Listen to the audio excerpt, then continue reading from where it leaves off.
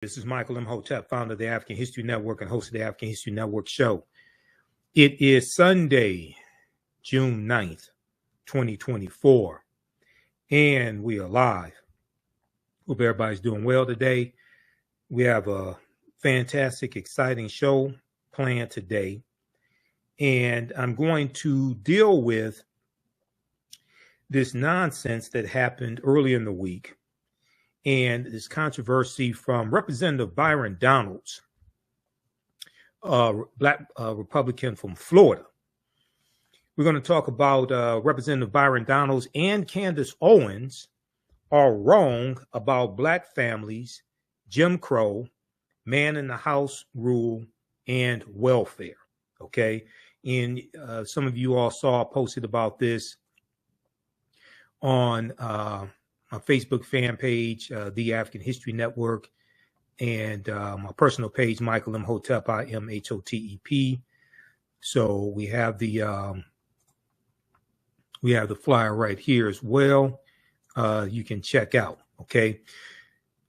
So I saw Byron Donalds on Joanne Reed's show on MSNBC, The Readout. I saw him on the Reverend Al Sharpton show on Saturday, June 8th. And so I saw his original comments as well. Roland Martin talked about him on Roland Martin Unfiltered. I was on Roland's show on Friday. We didn't get to it. He talked about it like the day before, something like that. And the reason why I wanted to deal with this is because some of these same Black conservative lies Candace Owens spewed on the Breakfast Club show with Charlemagne the God, and nobody there pushed back on her. This was back in March 2024. You know, we dealt with that here on the show also. I eviscerated her arguments here on the African History Network show and provided evidence to document what I was talking about. All right, so we're going to look at video of what Byron Donalds actually said, because he said people were lying about what he said, misquoting what he said, etc. Okay, and then we're going to go through and provide this history lesson and show why he said what he said, as well as things Candace Owens has been saying and other Black conservatives, why what they are saying is false. Okay, why what they are saying is false.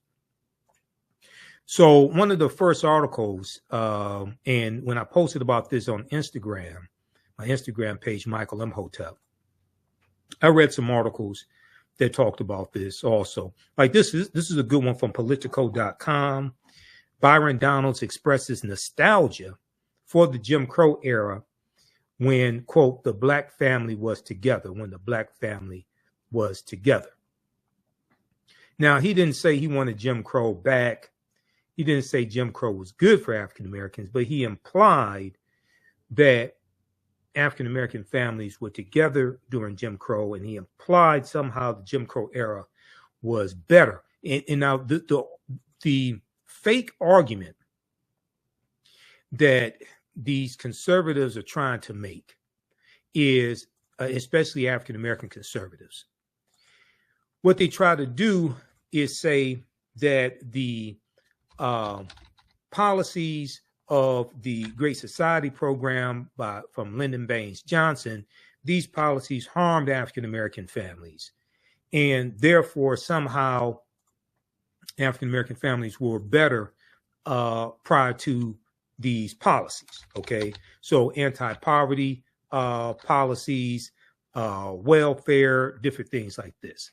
This is the argument that they try to make. Okay, and here's I'm going to go back to, I'll pull up the flyer once again that we have for today's show. This is straight out of the Black conservatives handbook. Okay, because they all make the same argument, and they usually don't provide any evidence to document what it is that they're saying. This is some of the same things that Candace Owens said on the Breakfast Club, and you hear other black conservatives say similar idiotic things. They don't provide evidence to back it up. Okay, so let's look at this article here from Politico.com. Byron Donalds expresses nostalgia for the Jim Crow era when the black family was together. The Trump surrogate's comments made during a black voter outreach event in Philadelphia, a black voter, this was a Republican black voter outreach program effort that took place in Philadelphia, when he made these remarks that have gone viral and make he and these other black Republicans look stupid. It sparked outrage from Democrats, but just outrage from African Americans in general. Now, this is a picture from the event. Now, this is Wesley Hunt, black Republican from Texas, and Byron Donalds, black Republican from Florida. Both of them just happen to be married to white women. Okay, I just wanted you to understand this. And you know, Roland and I, when I'm on Roland Martin Unfiltered, sometimes we'll go back and forth talking about these African American Republicans married to white women, and I think some people are missing my argument. The argument I'm making, I'm not saying somebody African American suffers from self-hatred because they marry somebody white or they marry outside of their race. That's not what I'm saying. What I'm saying, and I've been very clear on this, is when you exhibit anti-black behavior, when you consistently vote on policies and advocate for policies that harm African Americans, and you vote against policies that are good for African Americans, when you have a history of doing that, when you suffer from anti-black behavior and sentiments, oftentimes that anti-blackness manifests itself in other ways. One of those other ways could also be in who you choose to marry, and marrying outside of your race, especially if you exclusively date white women. Okay. And also if you marry a white conservative that works in opposition to African Americans and advocates for policies in opposition to African Americans as well. Okay. For like Byron Donalds' wife does, as well as Jenny Thomas, Clarence Thomas' wife. Okay. Now, the other thing is all of these black Republican, all these male black Republicans in the House of Representatives and the one in the Senate. Well, let's just look at the House. Burgess Owens out of Utah, John James out of Detroit, Wesley Hunt out of Texas, Byron Donald out of Florida, and there's one other one because there's 5 in the House. They're all married to white women. Senator Tim Scott, black Republican from South Carolina, who's in the U.S. Senate, he's engaged to a white woman. Okay? Now, I'm not saying they suffer from anti-blackness because they're married to white women or engaged to white women. I'm saying that because they suffer from anti-blackness, you can easily see how they ended up with who they ended up with. That's what I'm saying. Okay, Representative Byron Donalds was on the defensive on Wednesday as Democrats attacked him for comments he made the night before on Tuesday. So this event took place on Tuesday, June 4th in Philadelphia, Tuesday, June 4th, in a gentrified area of Philadelphia, by the way. Okay, as Democrats attacked him for comments he'd made the night before, praising black families under the era of racial segregation in America. Okay, now he said during Jim Crow, the black family was together, quote unquote. Donald said during a black GOP outreach event in a gentrifying part of Philadelphia on Tuesday, and he criticized decades-old policies from former President Dwight Eisenhower and Lyndon Baines Johnson for promoting a culture of what they call dependence, promoting a culture of dependence, and saying this made black people dependent on the government. Now, they don't talk about government subsidies for corporations. They don't talk about government subsidies for white farmers. They don't talk about government subsidies for corporations and Donald Trump's $2 trillion tax cut for corporations. They don't talk about corporate welfare. They don't want to deal with that. Okay. They just want to say, oh, these policies made African Americans dependent. That's false. Quote, during Jim Crow, more black people were not just conservative, because black people always have been conservative minded, but more black people voted conservatively, end quote. This is what he said. Now, this doesn't make any sense right here, because if you actually understand the history of Jim Crow laws in the South, Jim Crow laws were against African Americans voting, generally speaking. So how would they vote? How were most African Americans voting conservatively when they couldn't vote? See, this is the nonsense that these black Republicans put out. Okay, so let's go and look at the actual video on his Twitter page to actually see what he said. Okay, because we don't want to give the wrong impression of what he said. So I want you to hear what he said. Okay, let's take a look at this. Now, this is his personal Twitter page at Byron Donalds. And this is from, he posted this June 5th. Okay, I think it was June 5th he posted this, because it took place on June 4th. Let's look at this here. I grew up with my mom. My dad and my mom, things didn't work out.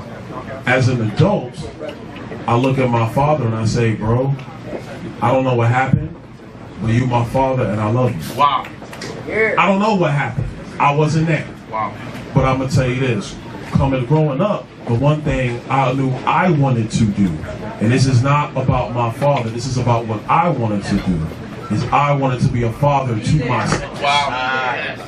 And so one of the things that's actually happening in our culture, which you're now starting to see in our politics, is the reinvigoration of black families with younger black men and black women. And that is also helping to breed the revival of a black middle class in America. You see, during Jim Crow, the black family was together. That's right. During Jim Crow, more black people were not just conservative, because black people always have been conservative minded, but more black people voted conservatively.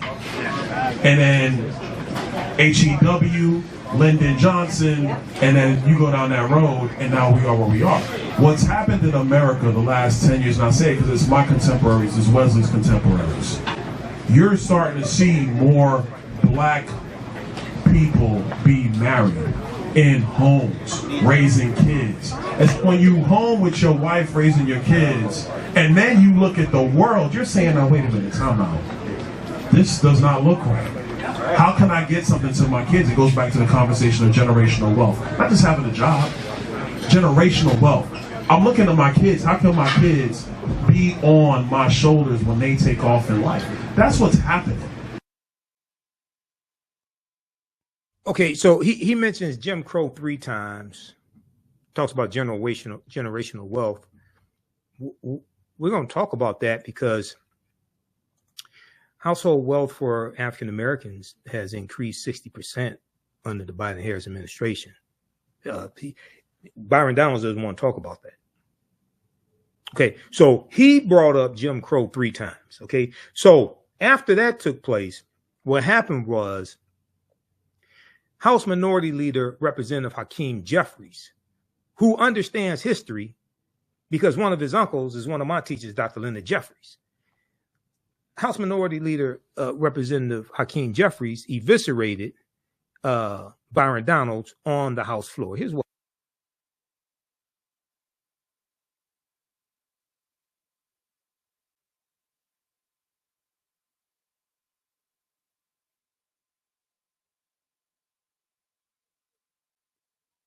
I posted this video on my Facebook fan page, The African History Network, and my Instagram page, Michael Imhotep, IMHOTEP.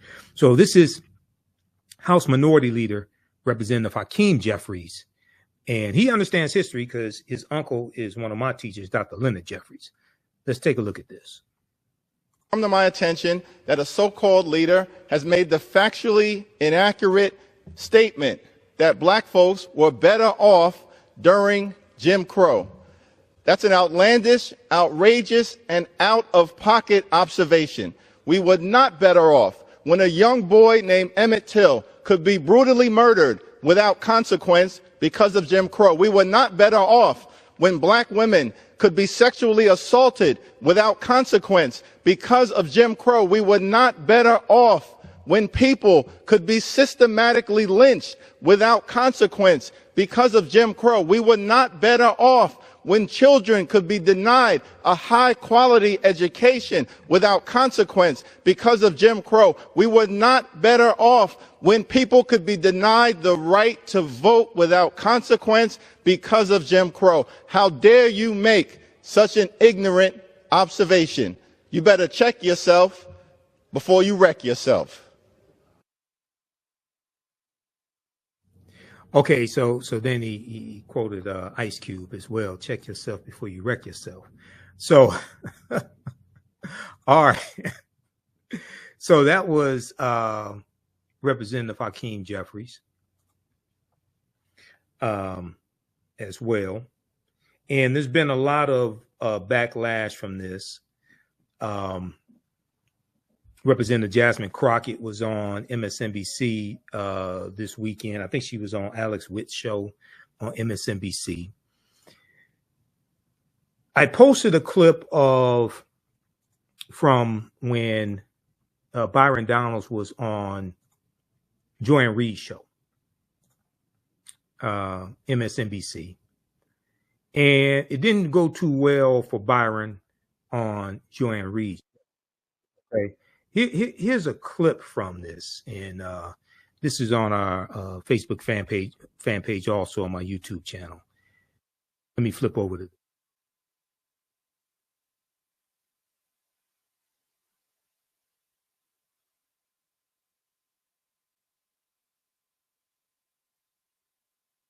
Which creates better people.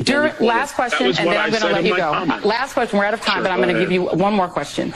During Jim Crow, could your family have existed? You are in an interracial marriage. Your wife is a white conservative activist. Could your family have existed at all during Jim Crow?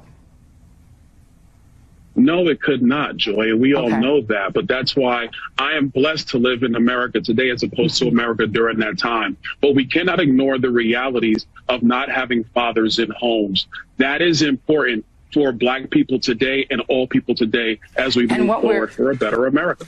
We are out of time. What I'm grateful for is that we do not live in the Jim Crow era and that fathers do not face the threat of lynching. I'm very grateful of that. Perhaps don't bring up Jim Crow when you're trying to make that example. Representative Byron Donalds, thank you for being here, and we'll be right back. Okay, so I saw the full interview that Byron did with Joanne Reid, and you see, so I posted this on my Instagram page. I put this caption here. Trump-loving black Republican, and let me see if I can zoom in on this. It won't zoom in. Trump-loving black Republican, Representative Byron Donalds, Republican of Florida, admits he is blessed to live in Joe Biden's America. He said he's blessed to live in America today, right, as opposed to America under Jim Crow. Oh, so you're blessed to live in Joe Biden's America. This is what you're saying. And Joy asked the question, could Byron Donalds' interracial family have existed during Jim Crow? We know the answer is no. If it did exist, he'd be running for his life. Okay, especially in the South. Okay, he'd be running for his life. And so it was a good interview that Joy did. Which creates better people. It was a good interview that Joy did. Then Byron went on Reverend Al Sharpton show on Politics Nation, MSNBC. He was on Saturday, June 8th, 2024. Okay. And I posted an excerpt of that clip as well. I'm going to show that to you. Also, thanks for all the birthday wishes, because my birthday was Friday, June 7th. So I've gotten couple of probably 300 birthday wishes on Facebook, and got a few text messages, things like that. So thanks for the birthday wishes, everybody. Appreciate that. I turned 53. Okay, where did the time go? Okay, so here's a clip of Byron on Politics Nation. Here's a clip of Byron Donalds on Politics Nation with Reverend Al Sharpton from Saturday, June 8th, 2004.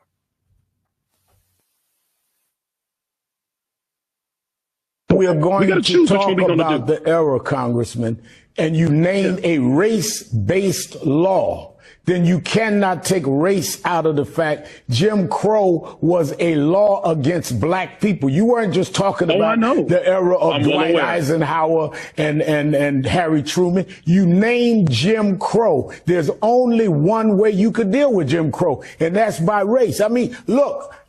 Look, you and I had mutual friends. People say you're a straight shooter. We may disagree on politics. I'm giving you the benefit of the doubt. But look, you were born in Brooklyn. You went down into the South, went to Florida State. You have an interracial marriage. You're the congressman of a district that's not a black district. I mean, how can you even live with yourself acting like Jim Crow was a good era or better era for blacks? What happened to you? Okay, that's real cute. That's real cute. I did not say that. And I'm not going to sit here and have to insinuate that against me, because right now you're lying about what I said. I did say Jim Crow. I did reference it 3 times. That's not to say that it was better. I never said that. Those words never came out of my mouth. When are you going to get that through your skull and everybody else's skull? I never said that. And the difference between me and a lot of other Republicans, I'm not going to sit here. You said it was better for us. I'm not going to let you under Jim Crow to bring families together. Did you say that? Hakeem Jeffries was lying. The Biden campaign was lying. All right. Go look at my words. So Byron Donalds sounds like Donald Trump. Everybody's lying on me. People setting me up. The B set me up. He sounds like Donald Trump. Okay. But Donalds is the one who interjected Jim Crow. And they did that for a reason. It's just like when Candace Owens said, oh, we had African Americans had a higher marriage rate during slavery than they do today. Like, you trying to say slavery was a good thing? You want to bring slavery back?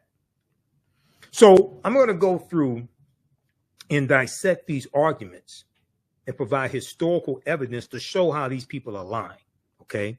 Byron Donalds, Candace Owens, these other black conservatives out here who are running this hustle. They're all reading from the same black conservative playbook. They're all reading from the same black conservative playbook. I understand the playbook. That's how I know what they're about to say. And that's how they all say the same thing. Okay. So let's look at, let's approach it this way.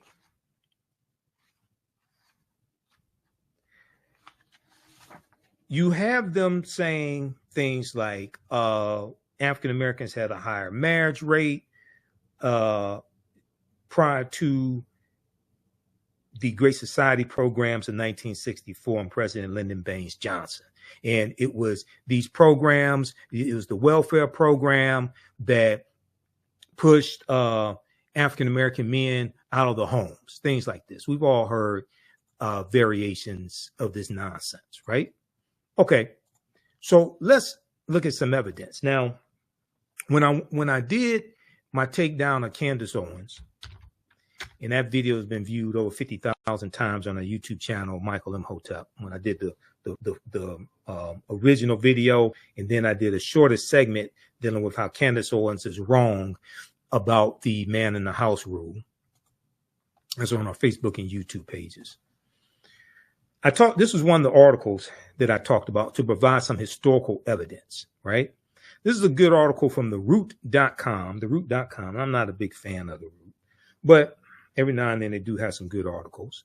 This is an article from June 17th, 2011. June 17th, 2011, by Cynthia Gordy, called Welfare, Fathers and Those Persistent Myths. Welfare, Fathers and Those Persistent Myths. And also when they talked about HEW, That's health, education, and welfare. It's dealing with policies under, the Great Society program from President Lyndon Baines Johnson. We're going to go through and look at some of those Great Society programs as well. Does the state discourage poor fathers from being present in their children's lives? There are the emblematic images like Diane Carroll as a single mother on welfare in the 1974 movie Claudine. Most of us have seen that movie Claudine, co-starring James Earl Jones. She was struggling to hide her boyfriend, James Earl Jones, from the white social worker, okay? Urban legends tell of man in the house rules that prohibit men from living under the same roof as moms who receive public assistance. Between media images, half-truths, and also well-meaning but flawed policies, the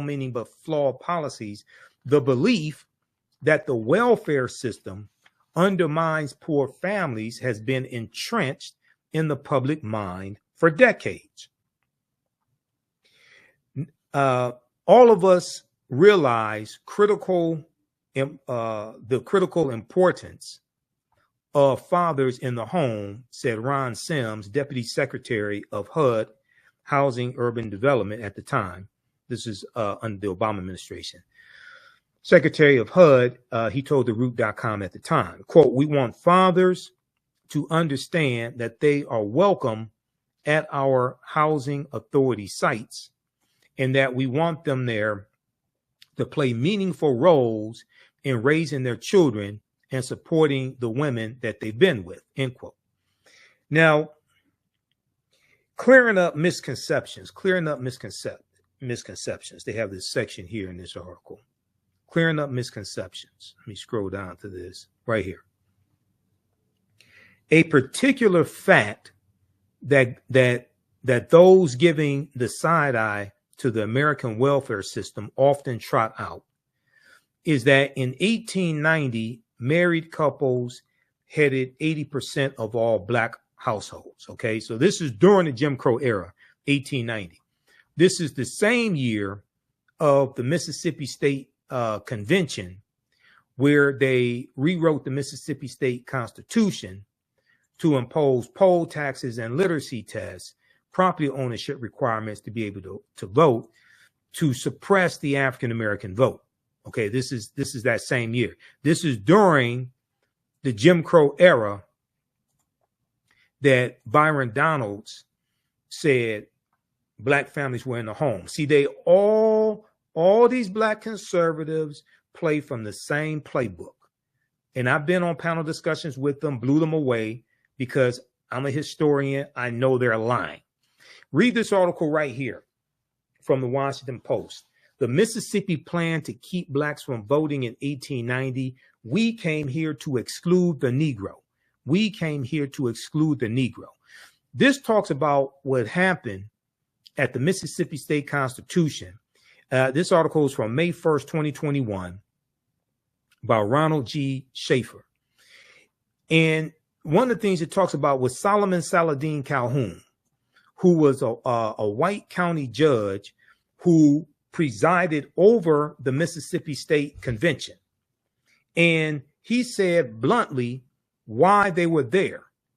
Okay, he said, "Let's tell the truth if it burst the bottom of the universe. We have come here to exclude the Negro. Nothing short of this will answer." All right. And the delegates eventually adopted a literacy test and a poll tax geared to suppress the Black vote in a state with a Black majority. The Mississippi Plan became the model throughout the South, part of a raft of racially oppressive Jim Crow laws that ended Reconstruction. Okay, now, you're going to have some Jim Crow laws prior to Reconstruction ending. Going back to like 1865, 1866, these were Black codes, right? But the Union troops are in these former Confederate states in the South, enforcing to various extents the new rights of African Americans. So these Black codes, these Jim Crow laws, don't take really full effect until after Reconstruction ends with the Compromise of 1877. Okay. And then you're going to have these state constitutions, Mississippi, 1890, South Carolina, 1895, Louisiana, 1898, Alabama, 1901, etc., Oklahoma, Georgia, etc. Okay. All right. So it's important to understand this period of time, you know, talking about Jim Crow, this and then into the early 1990s prior to 1964. It's going to be the Civil Rights Act of 1964, then the Voting Rights Act of 1965 that strike down Jim Crow laws and strike down these laws that put obstacles in the way of the 15th Amendment to the U.S. Constitution. Mississippi's 1890 convention sought to find a way around the 15th Amendment to the Constitution, which gave African Americans the vote. Okay. It guaranteed the 15th Amendment of 1870 guaranteed the right to vote for African American men. African American women did not get the right to vote until the 19th Amendment of 1920, but the majority of African Americans still lived in the South in 1920, 1930, 1940. So the majority of us could not vote in the Jim Crow South, even though Byron Donalds said the majority of us voted conservatively during Jim Crow. Most of us could not vote during Jim Crow. Just 2 decades earlier, the Mississippi State Legislature had made history by electing Hiram Rhodes Revels to the U.S. Senate. That was in 1870.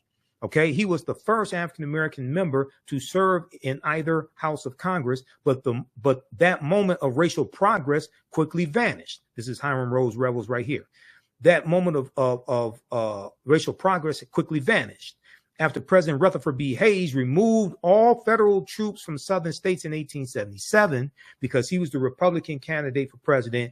Neither Rutherford B. Hayes nor Samuel J. Tilden, the Democratic president in the 1876 presidential election, had enough electoral college votes to become president-elect. There was a backroom deal at the Wormley Hotel in 1877 where Republicans agreed to Rutherford B. Hayes will remove the Union troops out of the South if the Democrats did not contest him becoming president. And this is what happened. And this ends Reconstruction. Now there's racial violence that's take place that contributes to Reconstruction in 1877. There's an economic depression in this country going back to 1873 called the Panic of 1873. Then in 1874, Democrats take back control of the House of Representatives for the first time since prior to the Civil War, which began in 1861. And because of this economic depression that's taking place, 1876, you have 14% unemployment rate in the country. You have hundreds of businesses, actually thousands of businesses that have closed, things of this nature. Then there were allegations of corruption against President Ulysses S. Grant. So these are contributing factors to Republicans losing power, but also as we go further into the mid 1870s and leading up to 1877, there is a decreasing commitment from Republicans to continue to enter into racial conflicts in the South. Okay, so for instance, in 1871, when you have the Ku Klux Klan Act of 1871, and President Ulysses S. Grant declares martial law in 9 counties in South Carolina, right, to intervene on behalf of African Americans. But then when the Clinton, Mississippi riot of 1875 takes place in Clinton, Mississippi, President Ulysses S. Grant institutes his non-intervention policy because they got tired of intervening into racial conflicts in the South, and there was a declining commitment from Republicans to keep doing this. Okay, so this is going to lead up to 1877 and the Compromise of 1877. Okay, and I encourage people to, if you read the Smithsonian Mag, read the article when you look at why the Department of Justice was created. It was created in 1870. It was created in 1870 during Reconstruction, largely to enforce the new rights of African Americans. And this was created by Congress. The U.S. Department of Justice that still exists today, Merrick Garland is the Attorney General, We know the office of the Attorney General goes back to 1789, but the actual U.S. Department of Justice was not created until 1870. So if we look at this article here from SmithsonianMag.com, official website of the Smithsonian Institute, official magazine website of the Smithsonian Institute, created 150 years ago, the Justice Department's first mission was to protect Black rights. Created 150 years ago, the Justice Department's first mission was to protect Black rights. In the wake of the Civil War, the government's new force sought to enshrine equality under the law. Now, this is an excellent article by Brian Greene, July 1st, 2020. Okay, this is like 2 months after George Floyd was killed. That was May 25th, 2020. Now, this lithograph right here, this is the Lost Cause, Worse Than Slavery. This is the White League and the Ku Klux Klan, two domestic terrorist organizations. A cartoon by illustrator Thomas Nast shows a member of the White League and a member of the Ku Klux Klan joining hands over a terrorized Black family. Incidentally, Thomas Nast was the cartoonist who really popularized the secular figure of Santa Claus. It's Thomas Nast's drawings of the jolly fat fellow in the red suit with the rosy cheeks that really popularizes Santa Claus. Yes, you have Clement Clark Moore's poem, A Visit from St. Nicholas, but the actual image of Santa Claus that we know today goes back to Thomas Nast and his cartoon drawings of Santa Claus. Amos T. Ackerman was an unlikely figure to head the newly formed Department of Justice. In 1870, the United States was still working to bind the nation's wounds, torn open by the Civil War. During this period of Reconstruction, which is 1865 to 1877, the federal government committed itself to guaranteeing full citizenship to all Americans, regardless of race. At the forefront of that effort was Amos T. Ackerman, a former Democrat and enslaver from Georgia, a former slave owner and a former officer in the Confederate Army. Though the United States had an attorney general since the formation of the government in 1789, none had been empowered with the full force of a consolidated legal team quite like Amos T. Ackerman, and none had the monumental task of enforcing the 14th Amendment of 1868 and the 15th Amendments of 1870 and new legislation delivering long overdue rights to 4 million formerly enslaved Black men and women. This department's work on behalf of the emancipated population was so central to its early mission that Amos T. Ackerman established the department's headquarters in the Freedmen's Savings Bank building. The Freedmen's Bank, created in 1865 as an act of Congress. We know the Freedmen's Bank is going to collapse in 1874. There's mismanagement, corruption. African Americans lose $2.9 million in deposits when the Freedmen's Bank collapsed in 1874.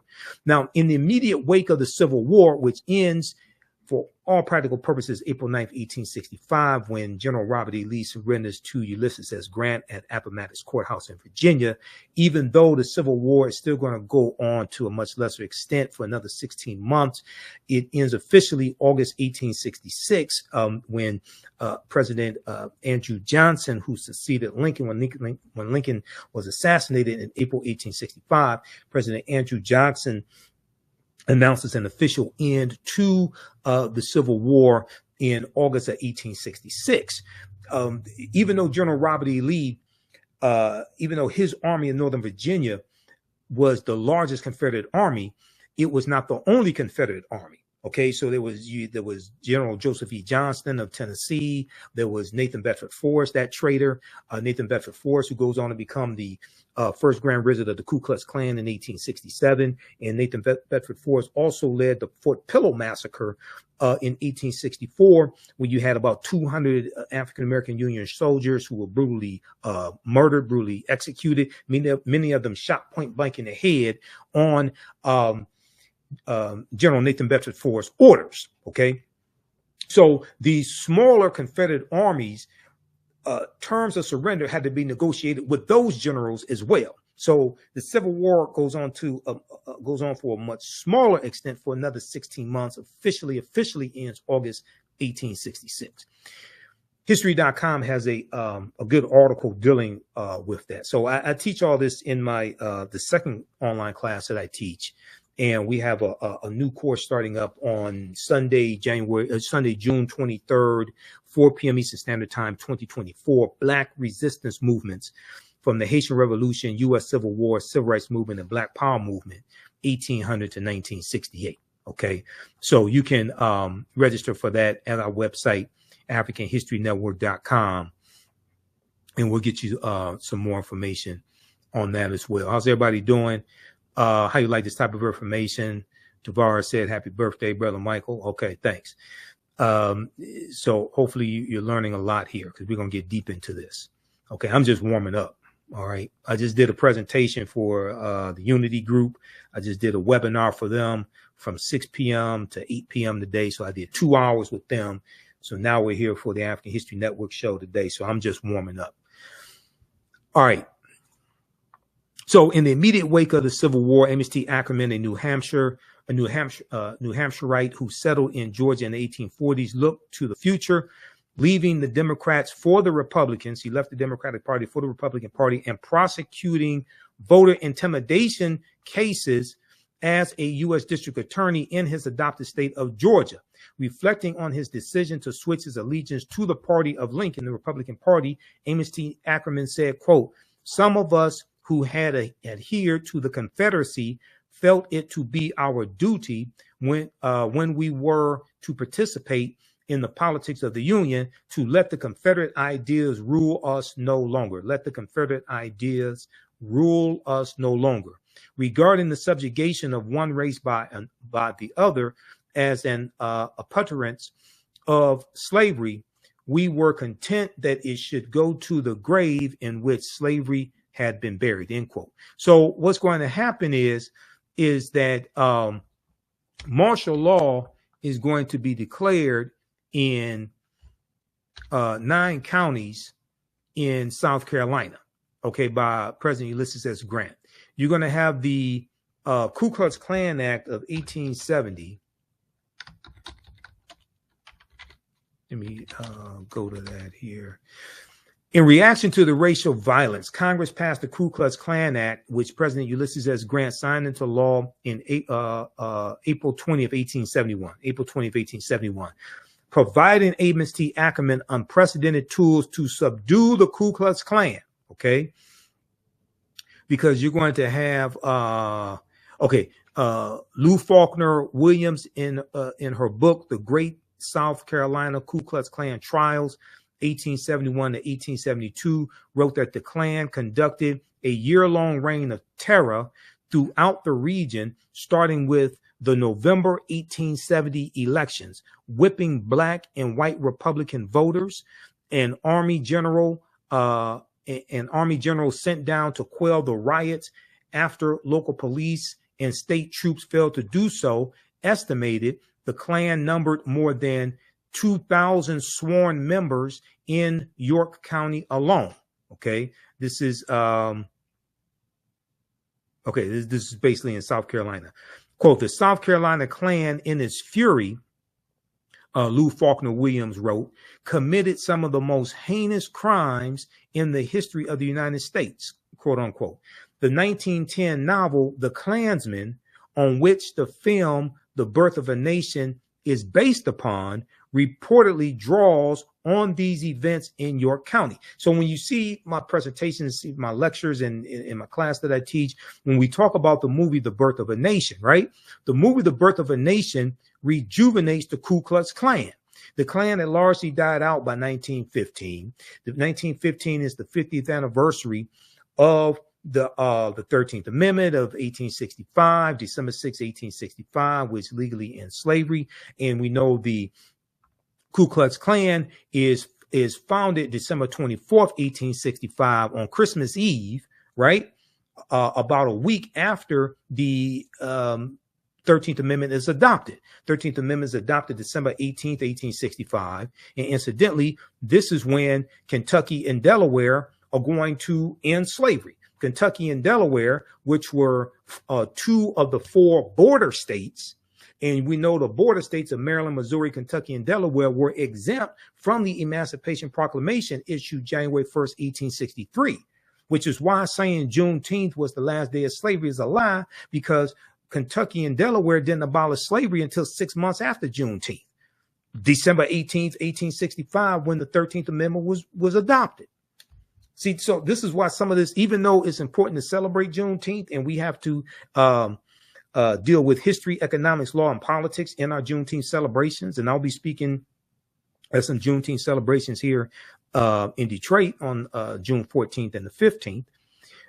But we have to correct the history of Juneteenth and protect the history of Juneteenth. So the history of Juneteenth is right in this period of time when we're talking about Jim Crow laws and we're talking about the Reconstruction era. You have to understand the history of that period to actually be able to utilize the Juneteenth federal holiday effectively. This can't be Black folks cookout day. This can't be just a day off from work and you get drunk and eat watermelon and eat ribs and hot dogs and hamburgers. This can't be a Black version of the 4th of July. This has to be much more significant, much more important.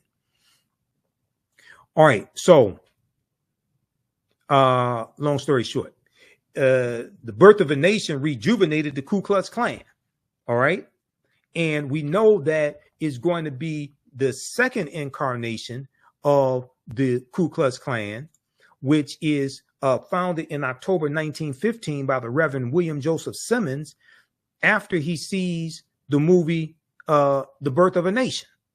Okay. And that second incarnation of the Ku Klux Klan is going to have both Democrats and Republicans. Okay. Just so people, because a lot of people say, oh, the Democrats created the Ku Klux Klan. You had white supremacists that didn't belong to any party that were members of the Ku Klux Klan, if you want to tell the truth about it. Okay. Now, hold on. There was an article I was just about to show you. Where did that go? Right here. The Ku Klux Klan Act of 1871 is still on the books. A lot of people may not know this. It's still on the books. And if we look at this article from August 1st, 2023, see, this is why a lot of Black Republicans don't want you to know this. They get their talking points from white Republicans, and they teach them very well. They teach them very well. Okay. This is why they don't want you to understand this history, because if you start studying this history, then you start studying law. Donald Trump is charged under civil rights law used to prosecute KKK violence. This is from the Washington Post. The provision was originally adopted in 1870 and was intended to protect the newly codified rights of Black citizens and the Civil War, after the Civil War. This is a good article by Isaac Stanley Becker and Spencer S. Sue, August 1st, 2023, from the Washington Post. And it deals with the Ku Klux Klan Act of 1871 that we just talked about during the Reconstruction era. And even though there's a third of the Four Enforcement Acts of 1870, Ku Klux Klan Act of 1870, and Ulysses S. Grant declares martial law in 1871. The statute, Section 241 of Title 18 of the U.S. Code, was originally adopted as the Enforcement Act of 1870. It was the first in a series of measures known as the Ku Klux Klan Acts, designed to protect rights guaranteed by the 13th, 14th, and 15th Amendments, collectively called the Reconstruction Amendments. Section 241 makes it a crime to conspire to injure, oppress, threaten, or intimidate any person, end quote, exercising a right protected by the Constitution or federal law. The 45-page indictment secured by Special Counsel Jack Smith accuses Donald Trump of a conspiracy against the right to vote and to have one's vote counted, end quote, in violation of Section 241.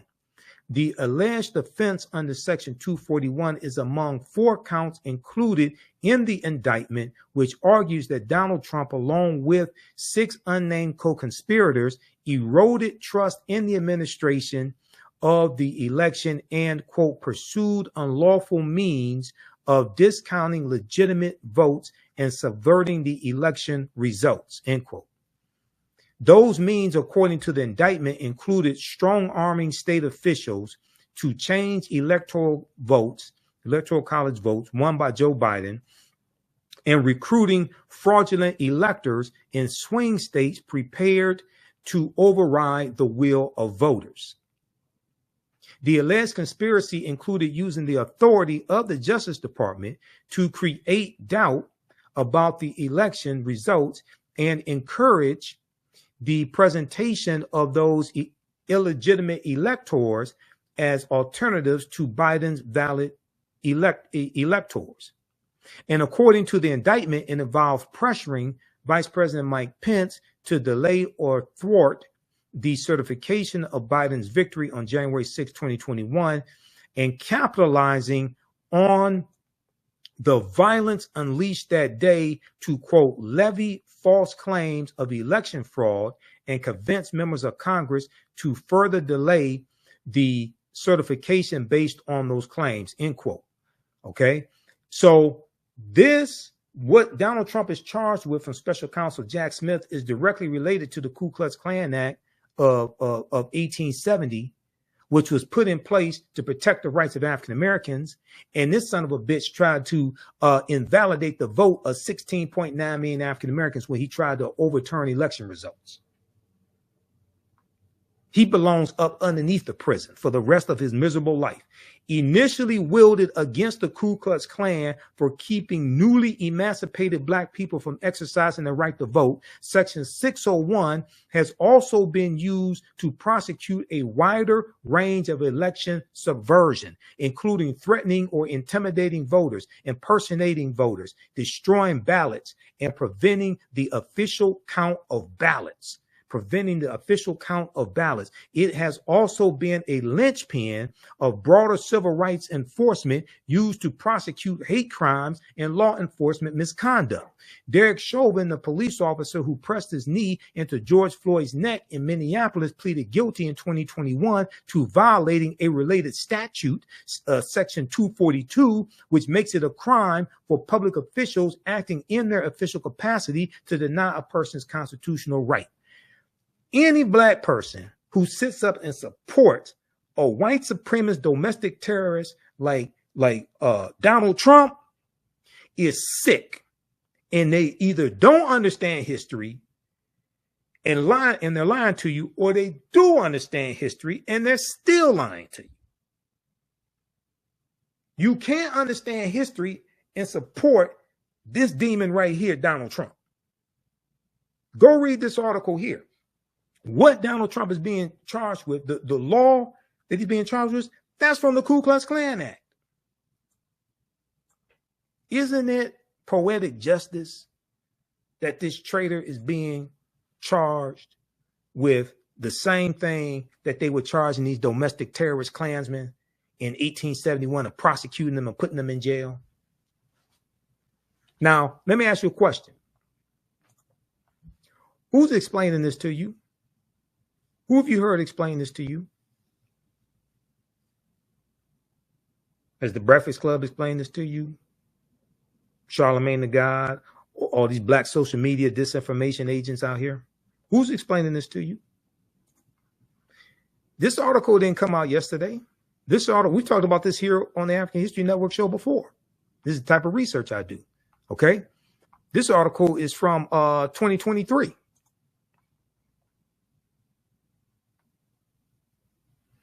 All right, let's continue. But read this article.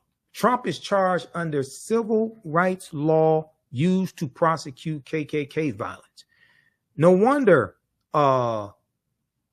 MAGA is attacking the way history is taught in schools, and they're attacking affirmative action and diversity, equity, and inclusion, and anything that would teach us to understand the law. Because when I teach about political self-defense, it deals with understanding laws and policies, how they affect African Americans, and how to disarm these people of these laws and policies that they're using to attack us, and how to reverse that and use these laws and policies against them. Politics is the legal distribution of scarce wealth, power, and resources, and the writing of laws, statutes, ordinances, amendments, and treaties, their adoption, interpretation, and enforcement. This is law still on the books right now that goes back to the Reconstruction era. The U.S. Department of Justice was created largely to protect the new rights of African Americans. And if Donald Trump wins the presidency again, he's going to gut and neuter the Department of Justice. They're not going to prosecute police officers. They're not going to enforce a lot of these rights. They're going to weaken the civil rights department of the Department of Justice. And he's going to use the Department of Justice against his quote unquote enemies, who are really people just following the law, holding his crooked ass accountable.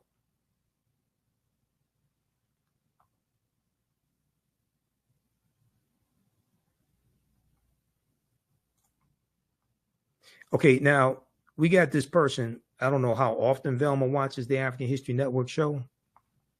Probably not too often. She said, my question to you is, do you understand that there is no one running for president that deserves the black vote in America? That's false. Have you read this document right here, Velma? Fact sheet: the Biden-Harris administration advances equity and opportunity for black Americans and communities across the country. This is a 36-page document that takes you through policy by policy. Now, this one was last updated February 27, 2023. I've read the new one that was updated February of 2024. And it's good. See, I don't get into arguments with people that don't understand politics and law. This takes you through, this is at whitehouse.gov, where all this information is. I've gone through and read numerous fact sheets there that break down these policies and show you directly how these policies from the Biden-Harris administration are helping the African-American community. They talk about the bipartisan infrastructure bill. Yeah, but out of 260 Republicans, only 34 voted for it. Only 19 in the Senate and 14 in the House voted for it. Overwhelmingly, all the Democrats in both the House and the Senate voted for it. Yeah, it was bipartisan, but only 34 out of 260 Republicans voted for the bill, the $1.2 trillion infrastructure bill, the $1.9 trillion American Rescue Plan that lifted 1 million African-American children out of poverty, okay, that saved the U.S. economy. No Republicans in the House or the Senate voted for the bill. Implementing robust regulatory reform to reverse because Donald Trump either got rid of or greatly weakened 100 environmental policies that were held over from the Obama administration and previous administrations, and environmental racism, climate change, and environmental issues disproportionately negatively hurt African Americans. Black-owned businesses, you see the fastest rate of African American-owned businesses being created in 30 years. The lowest unemployment rate in history of African Americans in April 2023, when it dropped down to 4.7%. I was looking at that earlier today. 15 million jobs created, 2.6 million jobs for African Americans. The president's economic agenda has led to historically low unemployment, including among Black Americans. That's true. Lowering energy costs, the Inflation Reduction Act, because African Americans are disproportionately harmed by the temperatures in our communities being higher temperatures because of climate change. So the Inflation Reduction Act it reduces energy costs. And this is the first really large bill to fight against climate change.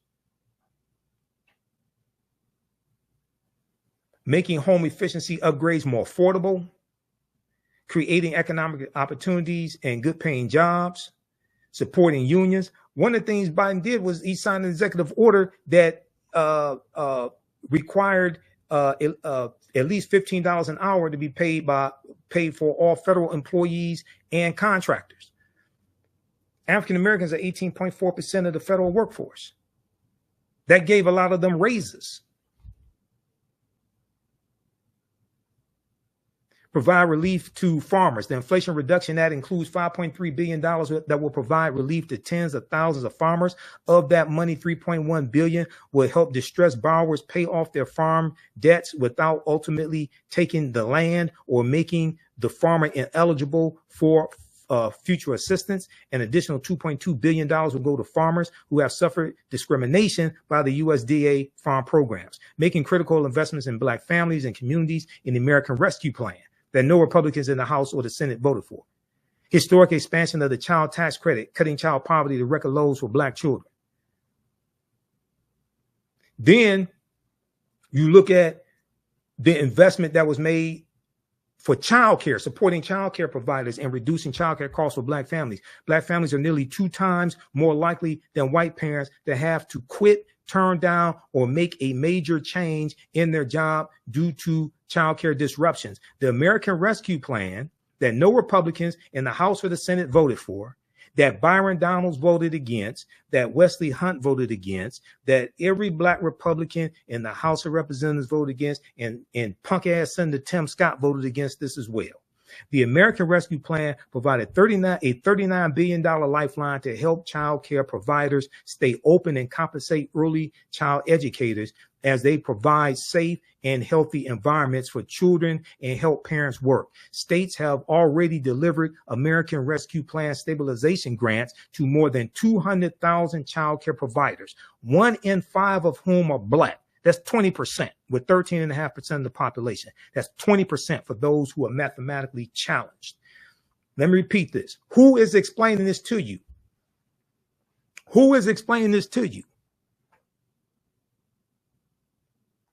American Rescue Plan stabilization grants were delivered to more than 200,000 child care providers. 1 in 5 of these child care providers are African Americans, serving as many as 9.5 million children and their families. In most states, providers in 98% of persistent poverty counties receive aid, and more than half of the providers receiving funds were operating in the most racially diverse counties in the country. Okay, read the rest of that. Then you go, the American Rescue Plan also helped lower child care costs for all families, including Black families, including by expanding the child and dependent care tax credit. The American Rescue Plan tripled the earned income tax credit for 17 million workers without dependent children. Then they talk about the $46.5 billion that was in the American Rescue Plan for renter assistance for renters as well as landlords, and how some African Americans were able to take advantage of that and stay in their homes. Extending a lifeline to struggling small businesses and expanding access to capital.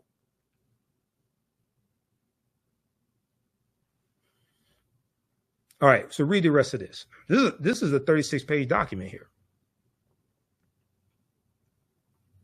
It goes through category by category, policy by policy, and shows you how these policies are helping the African American community. Now, go look at what Republicans are talking about. Most of them are against these policies. Most of them voted against this stuff, trying to undermine it. Student loan debt forgiveness. You have like over 5 million people that receive student loan forgiveness, about $163 billion now. Okay. It would have been more, but Donald Trump's 6-3 conservative Supreme Court struck down Biden's executive order on student loan forgiveness that would have moved 500,000 African-American families from a negative net worth to a positive net worth, because Republicans don't support student loan forgiveness. Now, they supported forgiving the personal protection loans for COVID, because some of them got those loans. Some of them got loans forgiven for $100,000, $200,000, $300,000. Some Republicans in Congress. Advancing equitable employment outcomes and boosting wages for Black federal workers. On June 25th, 2021, President Joe Biden signed an executive order on advancing diversity, equity, inclusion, and accessibility, DEIA, in the federal workforce. This executive order launched a whole of government initiative to cultivate a federal workforce that draws from the full diversity of the nation and that advances equitable employment opportunities for workers from underserved communities. Okay, right here. This is what I was talking about. Further, the president has taken a series of executive actions leading to a $15 minimum wage for employees of federal contractors and federal employees. These actions impacted more than 370,000 workers in 2022 alone, including Black workers who disproportionately make up this population, because African-American workers are 18.4% of the 370,000 workers, helping to address long-standing wage disparities, reversing decades of disinvestment through the bipartisan infrastructure bill, because there's money in the infrastructure bill that most Republicans didn't vote for that would not only replace lead pipes like in Flint, Michigan, that desperately needs it, but also 3,000 communities across the country that had higher lead levels than Flint, Michigan did. But one of the things it's also going to do is it's going to repair the damage that the expressways did that separated African-American communities. When the U.S. Interstate Highway Acts of 1952 and 1956 drove 41,000 miles of interstate highways all across the country, okay, and it ran through 1,600 African-American communities, disrupting African-American communities. One of them was the Black community where the top supermarket was and is, that was shot up by the shooter in Buffalo, New York. That was an area, that was an African-American community that was bisected by the highways. One of the things that this $1.2 trillion infrastructure bill is doing, because 56,000 is over $400 billion so far that has funded 56,000 construction projects across the country. They have information about that at whitehouse.gov. One of the things that this infrastructure bill is going to do is reconnect Black neighborhoods divided by legacy highway infrastructure. Now, you got a lot of Republicans that don't want to even acknowledge the damage the expressways did. And most Republicans did not vote for the infrastructure bill. Now, they're there at the groundbreaking in their district and in their state, and at the ribbon cutting, the groundbreaking, all that, smiling and grinning. But most of them voted against this bill that provided the funds for the infrastructure project that's in their district.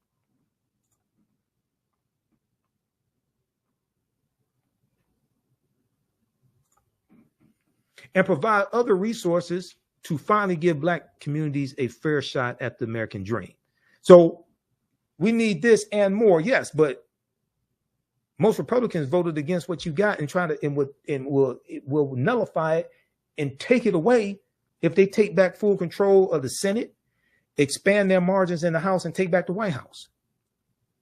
During the 20th century, federally funded infrastructure projects too often segregated and harmed low-income communities, especially predominantly Black neighborhoods. Construction of the federal highway system, in particular, cut off once thriving Black communities from resources and opportunity. The bipartisan infrastructure law that only 34 Republicans out of 260 voted for launched a new Reconnecting Communities program, which will invest $1 billion to help reconnect communities that were previously cut off from economic opportunities by transportation infrastructure.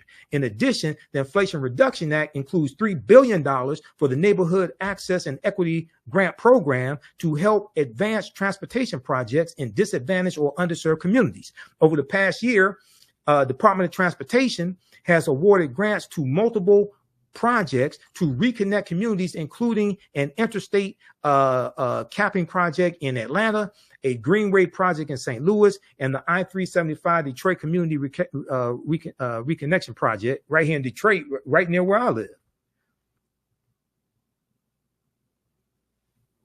Read the rest of this.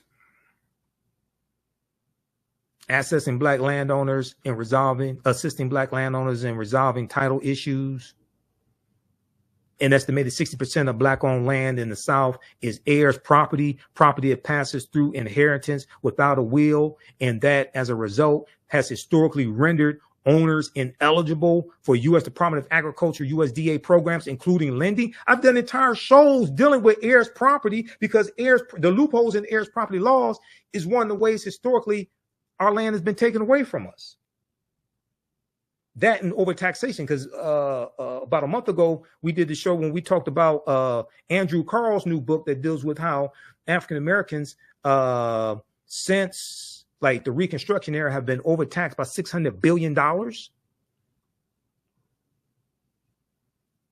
In July 2021, the USDA rolled out the heirs property relending program, which primarily aids underserved communities, including Black Americans. The new program provides funds to assist heirs in resolving ownership and succession issues on farmland with multiple owners. Launched an initiative to cut junk fees. Who's tired of junk fees? Lowering healthcare costs and improving health outcomes for Black communities. President Biden is committed to keeping healthcare costs down for individuals and families and improving access to healthcare to address disparities in Black communities. These policies and programs include lowering healthcare costs and expanding coverage. There's a record number of people who signed up for the Affordable Healthcare Act now, 41 million. Many of them are African Americans.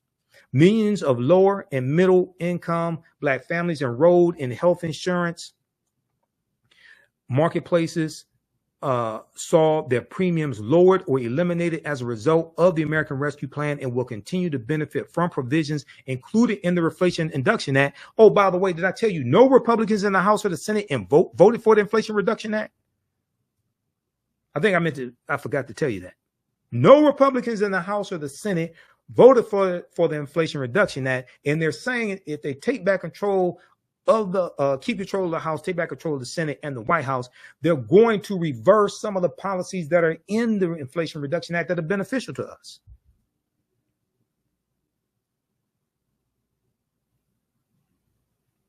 Almost 3.9 million Black people were uninsured in 2019 before President Biden took office, and over 570,000 Black people fell into the Medicaid coverage gap and were locked out of coverage because their state refused to expand Medicaid under the Affordable Care Act. Like a lot of Republican-controlled states, a lot of them refused to expand Medicaid. Then the administration's efforts to expand access to coverage has driven the uninsured rate to historic lows, with more than 3.6 million people gaining coverage during last year's record-breaking 16.3 million American Care Act enrollment period. I haven't even talked about the $16 billion that HBCUs got from 2021 to 2024, which is a record amount of funding from any administration. I haven't even talked about that. Protecting Black maternal health. The administration is also committed to protecting Black moms and improving maternal health outcomes, including addressing unacceptably high rates of maternal mortality and morbidity that disproportionately impact Black mothers and families. They go through and deal with that as well. So read this, because I don't have time to get through all this.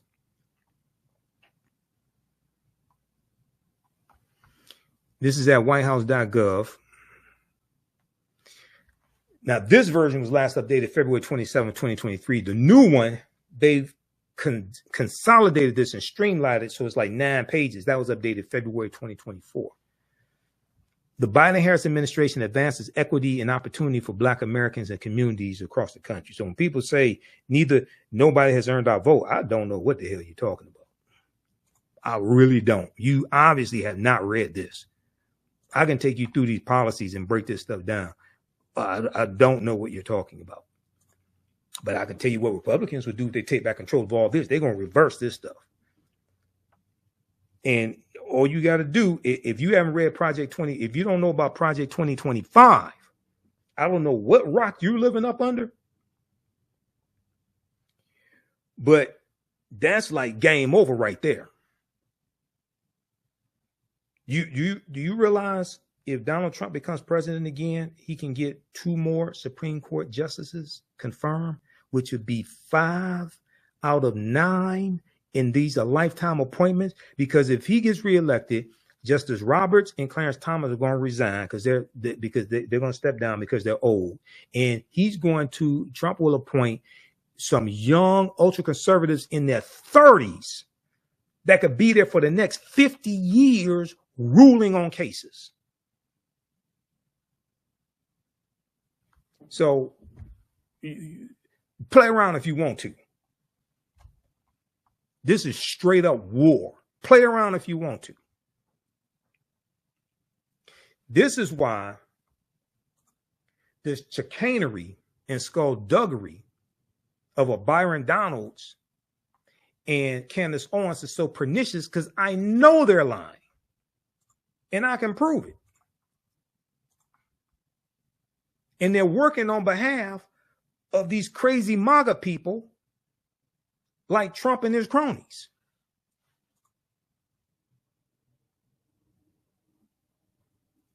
Okay, let's continue here. All right, now what I want to do, I want to go to, we're talking about man in the house rule, all that, right? Let's go back to this article here from theroot.com, because we started talking about Jim Crow history in the Jim Crow era. You got to understand, all this deals with history. Your understanding of politics is directly related to your understanding of history. I can listen to what people say and tell what they haven't read. And I can tell when they don't understand history. Okay? So let's go back to this article from theroot.com, which breaks this down, called Welfare Fathers and Those Persistent Myths. Welfare Fathers and Those Persistent Myths, by Cynthia Gordy. Okay, we're going to go to the section that deals with clearing up misconceptions. A particular fact that those giving the side eye to the American welfare system often trot out is that in 1890, the same year as the Mississippi State Constitution was voted on and written at the Mississippi State Convention. That's how we got on that whole topic. 1890, married couples headed 80% of Black households. 1890, married couples headed 80% of Black households. The figure held constant over the next 7 decades through 1960. However, by 1970, after President Lyndon Baines Johnson established social reforms like WIC, the special supplemental nutrition program for women, infants, and children, food stamps, Medicaid, and public housing projects, Black families with mothers and fathers at home have fallen to 64%. Black 2-parent homes continue to plummet over the next 20 years, hitting 38% in 1990, where it has since remained. Okay, now it's gone up since then. This article is from 2011. I got some other evidence from the U.S. Census Bureau. It's gone up since, it's basically gone up since 1990. Okay, Black 2-parent homes continue to plummet over the next 20 years, hitting 38% in 1990. But Andrew Billingsley, a sociologist, acclaimed for his pioneering work tracing the African-American family, attributes the abrupt change in family structure not to welfare policies, but to rising unemployment. Not to welfare policies, but rising unemployment. He's absolutely correct on this. I talked about this when I went through and deconstructed and destroyed Candace Owens' Breakfast Club argument. Quote, what happened in the mid-1950s were technological changes that abolished unskilled jobs that most black men could do and created high-tech jobs that they couldn't do. Okay, he's absolutely correct on this. Okay, and I've talked about this before. What happened in the mid-1950s were technological changes that abolished unskilled jobs that most black men could do and created high-tech jobs that they couldn't. Andrew Billingsley, sociologist, told TheRoot.com, explaining that the advent of efficient goods-producing machines drove millions of black men out of the stable blue-collar workforce. Quote, that's what kept black families from getting and staying married, not the welfare system. To say otherwise is a misunderstanding of the data, and it's a misreading of history, end quote. He's absolutely correct. I'm going to show you some more evidence on this. On the subject of common misconceptions about public assistance, HUD, Housing and Urban Development, would like to clarify that there is no public housing eligibility requirement that excludes couples. There is no public housing eligibility requirement that excludes couples. Some states used to apply such regulations, but the U.S. Supreme Court struck down those regulations in 1968. Uh-oh. Whitney Houston, we have a problem. So now, why didn't Candace Owens tell you this on the Breakfast Club interview? Why didn't Byron Donalds tell you this when he was sitting there in Philadelphia smoking a cigar with Wesley Hunt, talking about Jim Crow? And our families were together in Jim Crow. Why didn't Byron Donalds tell you about this? Why didn't Larry Elder and all these other black conservatives out here? Why don't they tell you? And Senator Tim Scott? Because they all read from the same playbook. Quote, the notion that we have rules prohibiting fathers from living in the home is simply not true, said Sims, who added that the agency does take income levels into consideration. Quote, but if two parents are working and don't qualify, we have a significant supply of other affordable housing programs around the country for them, end quote.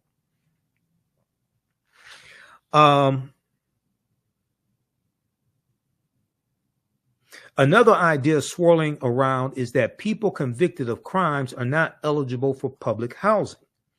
Quote, under the national policy, there are only 2 crimes for which we prohibit anyone from coming in, and that's if you sold methamphetamine. Now, this is as of 2011 when this article came out. I'm not sure if this has been updated, the policy. If you sold methamphetamine, or if you are a lifetime registered sex offender. Okay, if you sold methamphetamine, or if you are a lifetime registered sex offender, Sims explained. Yet local authorities can set other standards, and some do bar applicants with records. Quote, our goal is family reunification. We've let local housing authorities know that we want that changed, end quote, said Sims. Okay, now, so read the rest of this article here. Welfare fathers and those persistent myths. Welfare fathers and those persistent myths. And I want to look quickly here at the man in the house rule, because this is some nonsense that Byron Donalds, when he was there in Philadelphia smoking a cigar, but in other since that took place in other media appearances where he tried to defend what he said, he talks about the policies from Lyndon Baines Johnson and Great Society programs and how it broke up black families, things like this. Okay, so let's look at this piece here from encyclopedia.com, which deals with the man in the house rule.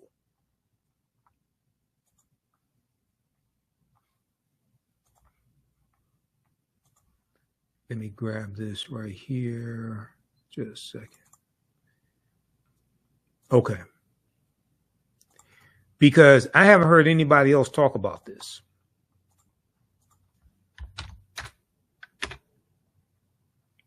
Man in the House rule, a regulation that was formally applied in certain jurisdictions that denied poor families welfare payments in the event that a man resided under the same roof.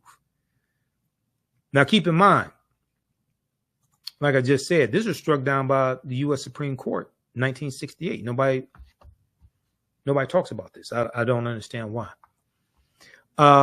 Before we go to that, I want to remind you, if you like this type of information, give us a thumbs up, give us a heart, give us a like.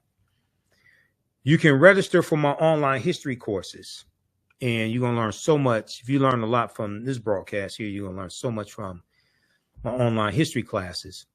Visit our website, AfricanHistoryNetwork.com, AfricanHistoryNetwork.com. I'm speaking at the Juneteenth celebration taking place at the Motown Museum, Jubilee Detroit weekend. Visit JuneteenthJubileeDET.com. Friday, June 14th, event is 6 p.m. to 10 p.m. So I'll be speaking for a little bit there, giving a brief history of Juneteenth. Dancing in the Street, Motown Museum, 2648 West Grand Boulevard, Detroit, Michigan. We have the information at our website, AfricanHistoryNetwork.com. Then Saturday, I'm on a panel discussion at 3 p.m. The event is 12 noon to 6 p.m. Saturday, June 15, 2024. Liberation for Life at the Joseph Walker Williams Community Center, 8431 Rosa Parks Boulevard, Detroit, Michigan. A family fun day to promote health, wealth, and education. And then Sunday, June 16th, 12 noon to 6 p.m. Freedom Festival, Eastern Market District. I'll be there as well.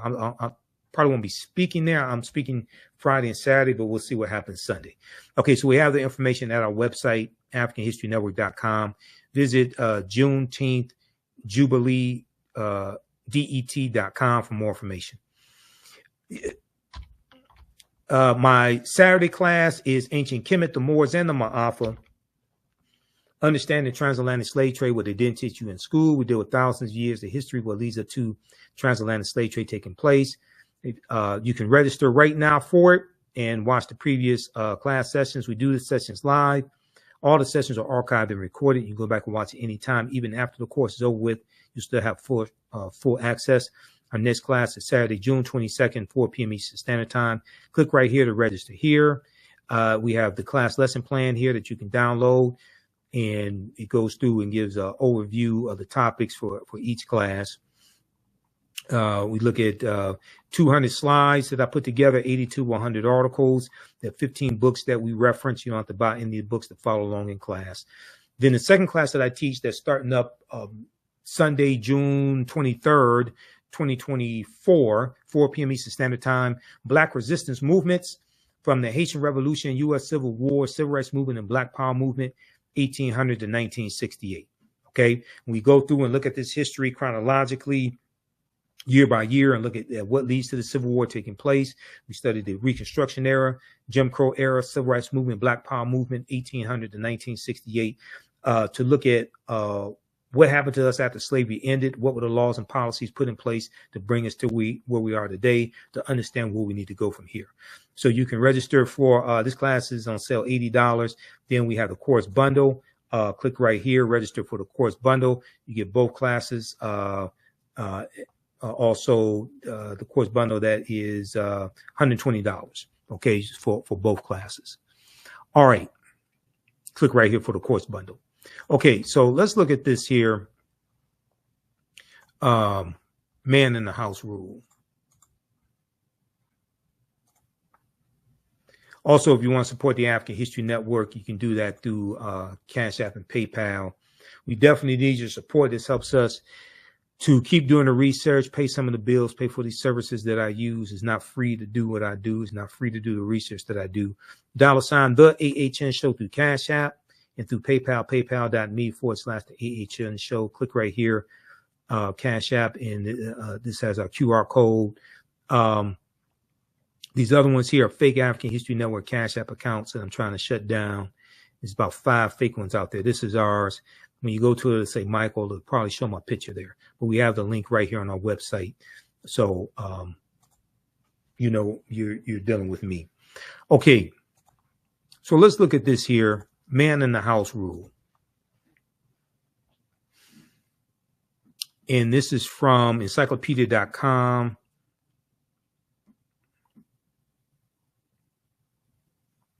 A regulation that was formally applied in certain jurisdictions that denied poor families welfare payments in the event that a man resided under the same roof with them. In the event that a man resided under the same roof with them.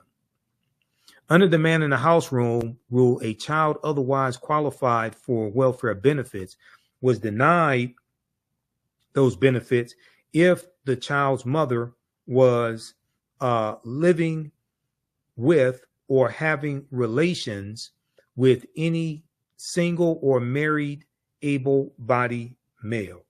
Okay, if the mother was living or having relations with any single or married able-bodied male. The man was considered a substitute father even if the man was not supporting the children. Before 1968, administrative agencies in many states created and enforced the man in the house rule. Now, this was enforced at the state level. See, Candace Owens and Byron Donalds, they blame President Lyndon Baines Johnson. They didn't say it was enforced at the state level, not coming from the federal government. Before 1968, administrative agencies in many states created and enforced the man in the house rule.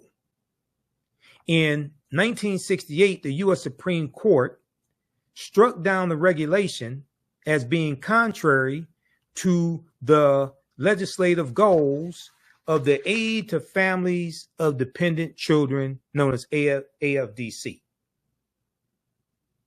But wait a second. The Black conservatives say this was the whole purpose of these diabolical programs to break up the Black family.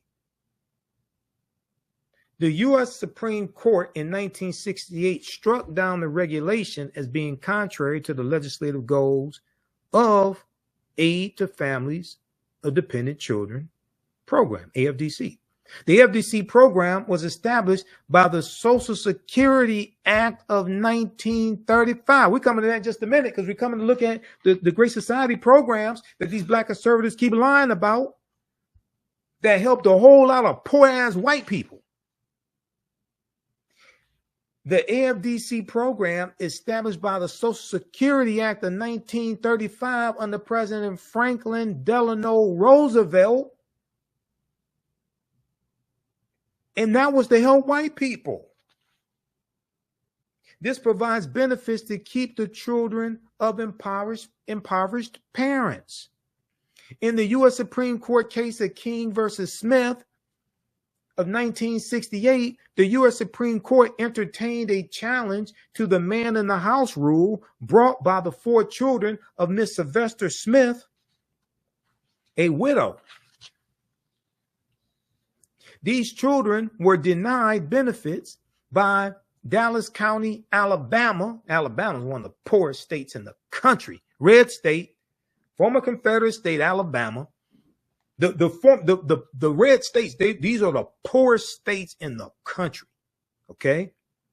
Alabama, Mississippi, all these former slaveholding states. These children were denied benefits by Dallas County, Alabama welfare authorities based on their knowledge that a man named Williams was visiting Smith, Miss Sylvester Smith, on weekends and had sexual relations with her.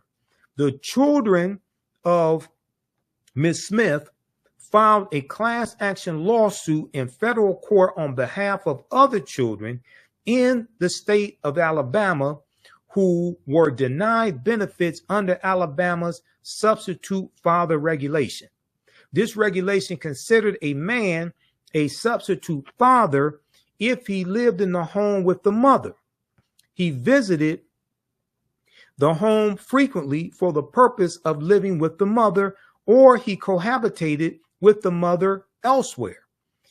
King, citing Alabama Manual for Administration of Public Assistance, testimony in the case revealed that there was some confusion among the authorities on how to interpret the regulation. One official testified that the regulation applied only if the parties had sex at least once a week. Another official testified that sex every 3 months was sufficient. And still another official placed the frequency at once every 6 months. So there's confusion among the officials of how frequent the sex had to be. According to the High Court, U.S. Supreme Court, Congress did not intend that the AFDC program required children to, quote, look for their food to a man who is not in the least obliged to support them, end quote. The court maintained that when Congress used the term parent in the Social Security Act of 1935, which was for white people, it was referring to, quote, an individual who owed to the child a state-imposed legal duty of support, end quote. Ultimately, the U.S. Supreme Court, the highest court in the land, in 1968 struck down the man in the house rule by holding that under the AFDC provision in the Social Security Act, quote, the destitute children who are legally fatherless cannot be flatly denied federally funded assistance on the transparent fiction that they have a substitute father. So what this means is Byron Donalds and Candace Owens and these other black conservatives out here lying and buck dancing, they're lying. And they're never going to tell you that the law that they're citing was struck down by the U.S. Supreme Court in 1968. I think they're going to get kicked out of the Black Conservative Club if they tell the truth. I think all their privileges are going to be taken away from them. They're going to lose their shows and their little privileges. Their white wives may divorce them. They're never going to tell you this. Go read that article that gets deep into this case. Okay, so you had that struck down, 1968, right? Then they talk about the Great Society programs, welfare, okay? All these black people are lazy. They don't want to work. Welfare system, like I said before, that was created for white people. The welfare system was not created by Lyndon Baines Johnson. That goes back to 1935 during the Great Depression.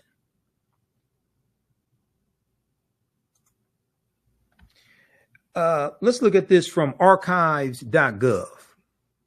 What's archives.gov? That's the U.S. National Archives. You know, the same U.S. National Archives that wanted the classified documents back from Donald Trump. And he said because of the Presidential Records Act of 1978, he can keep the documents. But that's not what the Presidential Records Act of 1978 says. You can go read it at archives.gov, U.S. National Archives, because I read it. That's how I know he's lying. This says all those documents that presidents have are supposed to go to the U.S. National Archives because they belong to the people.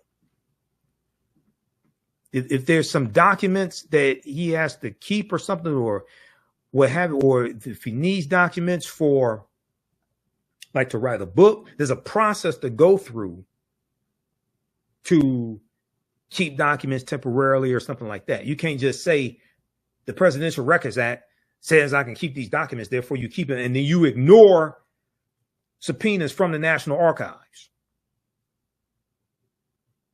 You just ignore that stuff. No. That's not how the real world works.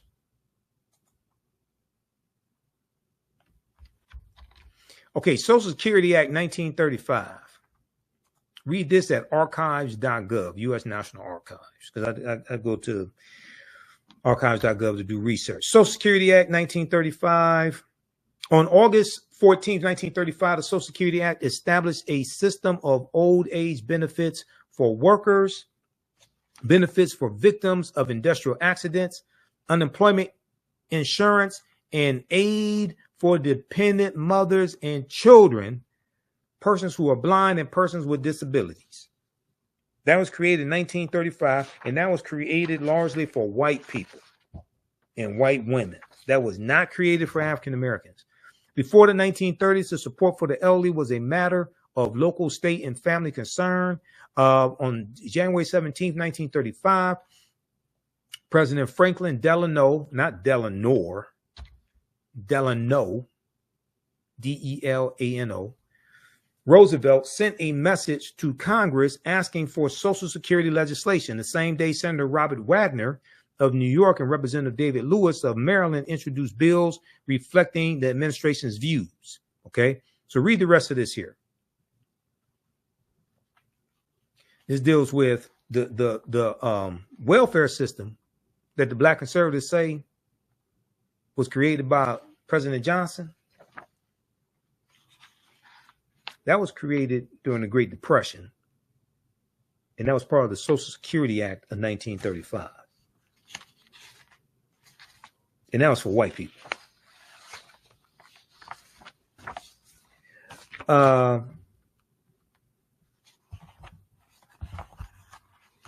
If we look here at, there was a really good article by thegrio.com, Michael Harriot at the Grio. And I'm not a big fan of Michael Harriot at the Grio. He does write some good articles every now and then. There was this one right here. They did a fact check on these lies Byron Donalds was telling. And they did a pretty good job with the fact check.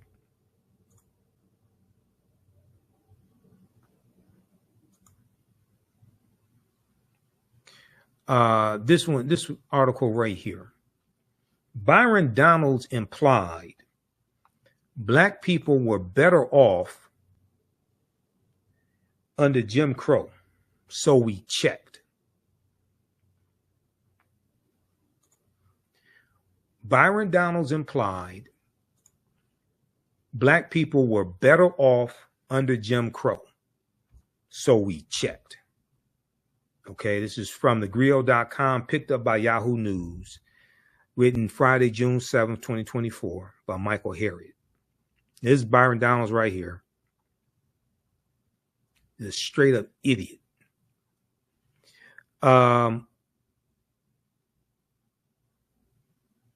Let's see. Byron Donalds voted to overturn election results in 2020. So it wasn't unusual when people accused the two-term congressman of valorizing the era of government-approved racism known as Jim Crow. Okay, so they go through and break down, do some fact checking here. What was Jim Crow? After the 1876 presidential election, 15 white men gathered in a room to figure out a solution to the first Stop the Steal movement, known as the Wormley Agreement or the Compromise of 1877. 5 Supreme Court justices, 5 senators, and 5 representatives awarded the presidency to the Republican candidate Rutherford B. Hayes in exchange for ending the Reconstruction era. The concessions included a specific accommodation that the federal government would stop forcing former Confederate states to recognize the constitutional rights of black citizens. Now, notice how none of these black conservatives want to tell you that the Republican Party turned their backs on African Americans. And this is one of the reasons why Reconstruction ended. Because the Republicans sided with the Democrats and said, if you let Rutherford B. Hayes become president, He removed the Union troops out of the South. Therefore, you can take back control of the governments and you can do whatever you want to do. None of these black MAGA conservatives / Republicans, notice how none of them tell you this. This is documented history. Legislatures in northern and southern states immediately created a series of racially discriminatory policies that became known as Jim Crow laws. For 100 years, from the end of race-based slavery until the passage of the Civil Rights Act in 1964, every black person in America lived under this constitutionally enforced government-approved system of white supremacy. Because of Jim Crow, the black codes created after emancipation were now the law of the land. Segregated schools were mandatory under Jim Crow. Under Jim Crow, it was perfectly fine to disenfranchise black voters and ban non-white people from living where they wanted. Jim Crow excluded black taxpayers from using facilities built and maintained with their tax dollars. Like, for instance, you couldn't use, generally speaking, you couldn't use the public library. Public library was for white people, but your taxpayer dollars are funding the public library. You may not have been able to be a police officer or work in city government, but your taxpayer dollars are funding city government and paying for the police officers. Or you can serve as a fireman. Couldn't work for the fire department, but your taxpayer dollars are funding the fire department.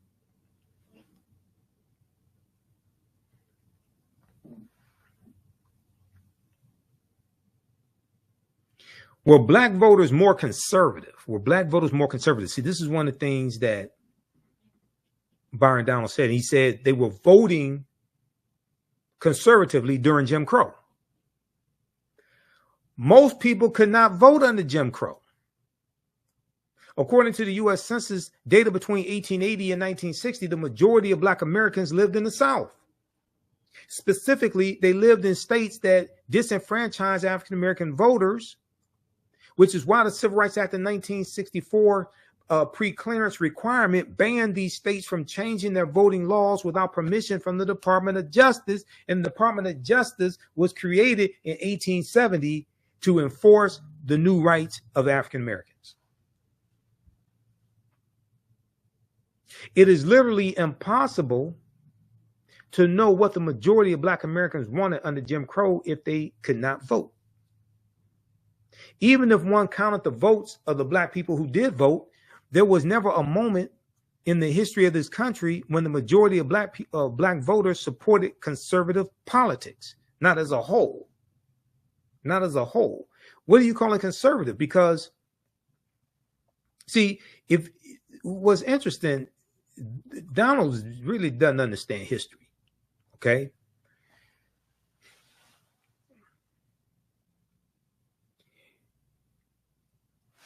The Democratic Party was taking back control of the state legislatures during Jim Crow. They're rewriting state constitutions, imposing segregation laws, poll taxes, literacy tests, things like this. So what are you calling conservative? The Republicans were the ones who were the radicals fighting against that. So when you say African Americans were voting conservatively, what the hell were they voting for? And how were they voting conservatively?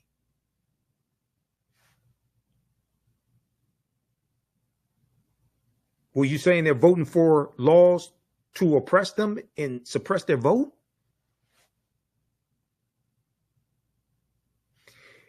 The name of that event that Byron Donalds was speaking at, if I remember correctly, I think it was called Cognac and Cigars. I think that's the name of the event, Cognac and Cigars. I think Byron Donalds had too much of that cognac. And now he stuck his foot in it And now he has to go with the bit.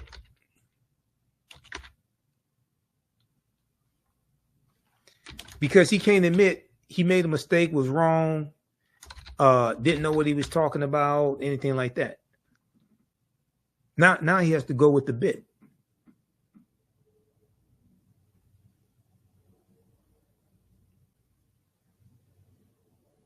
Yeah, New York Times. Yeah, it was called. Yeah, right here. Byron Donalds, Trump VP contender, suggests Jim Crow era had an upside. The New York Times. Right here. Okay, the Republican congressman from Florida was visiting Philadelphia to persuade black voters to support former President Donald Trump. How sick can you be? Al Sharpton, I have my disagreements with Al Sharpton on certain things. Al Sharpton, Reverend Al Sharpton, asked him the correct question. What the hell happened to you to make you think that the Jim Crow era was somehow positive? Now, I just showed you the article from the Washington Post where Donald Trump is being prosecuted by special counsel Jack Smith under Section 241 of federal code, federal statute, which is the Ku Klux Klan Act of 1871. And you're going to take your black ass to Philadelphia to try to convince black people to vote for Donald Trump, who tried to invalidate their votes in 2020 and overthrow the government. You are a special type of stupid to do something like that. That's a special type of stupid.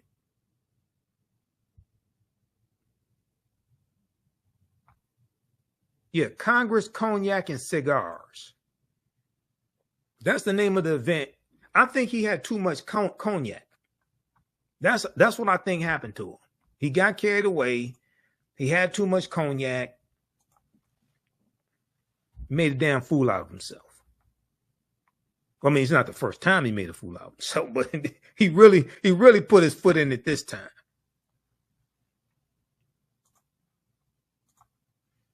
Okay, let's continue. So I'm gonna wrap this up here in a minute. Let's go back to this piece here from the griot.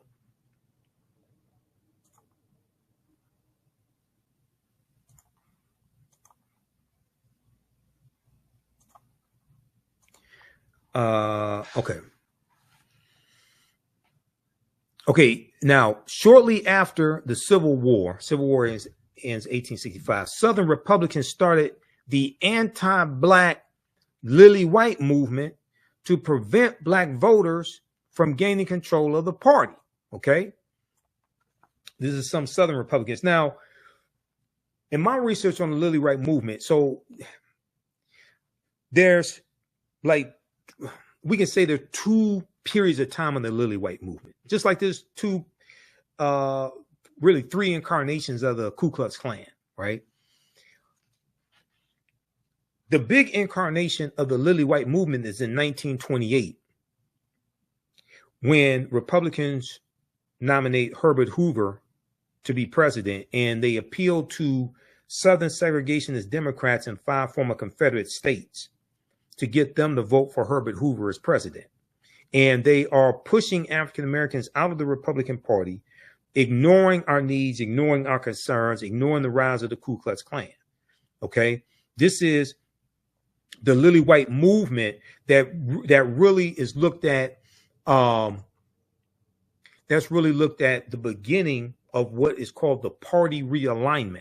The party realignment, and the party realignment is the shifting between the ideologies of the Democratic Party and Republican Party. And you have a lot of Southern segregationist Democrats that leave the Democratic Party and go to the Republican Party. Okay, that's the party realignment. Read this article here from ChicagoMag.com.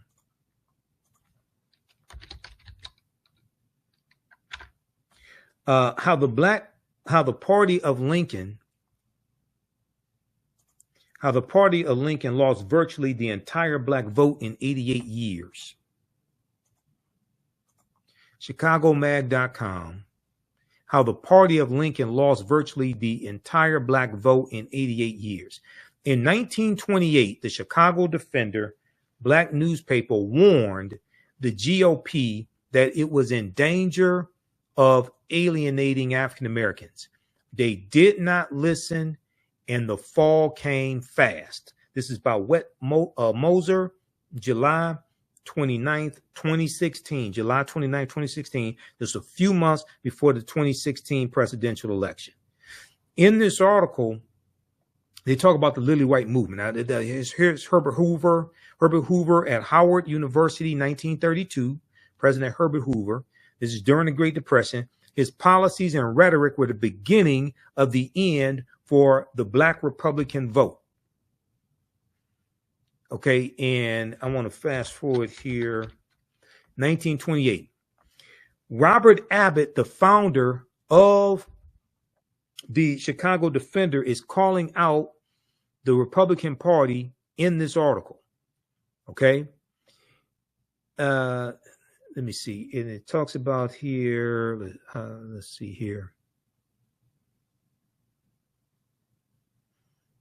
In party ideologies in America, 1828 to 1996, political scientist John Gehring marks the beginning of the modern Republican Party as President Herbert Hoover's shifting campaign rhetoric. Well, he wins the 1928 presidential election. Herbert Hoover's shifting campaign rhetoric in 1928 and 1932. He's going to lose in 1932 to Franklin Roosevelt. When he talked more about the virtues of the American home and family than hardtack economics, because you're during the Great Depression. He mishandled the Great Depression and he loses the election. He only serves one term. Hoover's oratory about the progress of the individual being threatened by an overzealous government bureaucracy stuck around for the next 8 decades, and the wisdom of generations has helped us discern that this was indeed the start of a new Republican era. In the final weeks of the 1928 election, the Chicago Defender printed a series of articles and editorials that listed post-war grievances with the Republican Party. So they're talking about after World War I, which ends in 1918, post-war. In Washington, D.C., where the federal government was in direct authority, Republican presidents Warren G. Harding and Calvin Coolidge, as well as Republican majorities in the U.S. Congress, had not only acquiesced or given into or surrendered to the segregation of public transit, but failed to stop or even criticize parades of thousands of Ku Klux Klansmen before the White House, because the Klan was rejuvenated by the movie The Birth of a Nation that debuted February 8th, 1915, and then the Klan becomes very powerful in the 1920s. So the Republican Party is ignoring the rise of the Ku Klux Klan. They're ignoring the needs of African Americans, and they're starting to push us out of the Republican Party. This is known as the Lily White movement of 1928. The newspaper was particularly dissatisfied. Chicago Defender was particularly dissatisfied with the current Republican nominee for president, Herbert Hoover, who has spoken favorably of making the party lily white. Republican Herbert Hoover spoke favorably of making the Republican Party lily white and excluded African Americans from their traditional role in that year's Republican National Convention. This was an effort to push African Americans out of the Republican Party, starting with Herbert Hoover in 1928 and the initiation of what's known as the Lily White movement of 1928. Most troubling of all was the candidate's covert backing from the Ku Klux Klan. whose members despised the Democratic nominee, New York Governor Al Smith, because he was Catholic. And Al Smith was a moderate from New York. So the Ku Klux Klan is back in the Republican Party. Now, why aren't these black conservatives talking about that? See, I've got receipts for them longer than CVS receipts. Read the rest of this article. How the party of Lincoln lost virtually the entire black vote in 88 years. This is from ChicagoMag.com.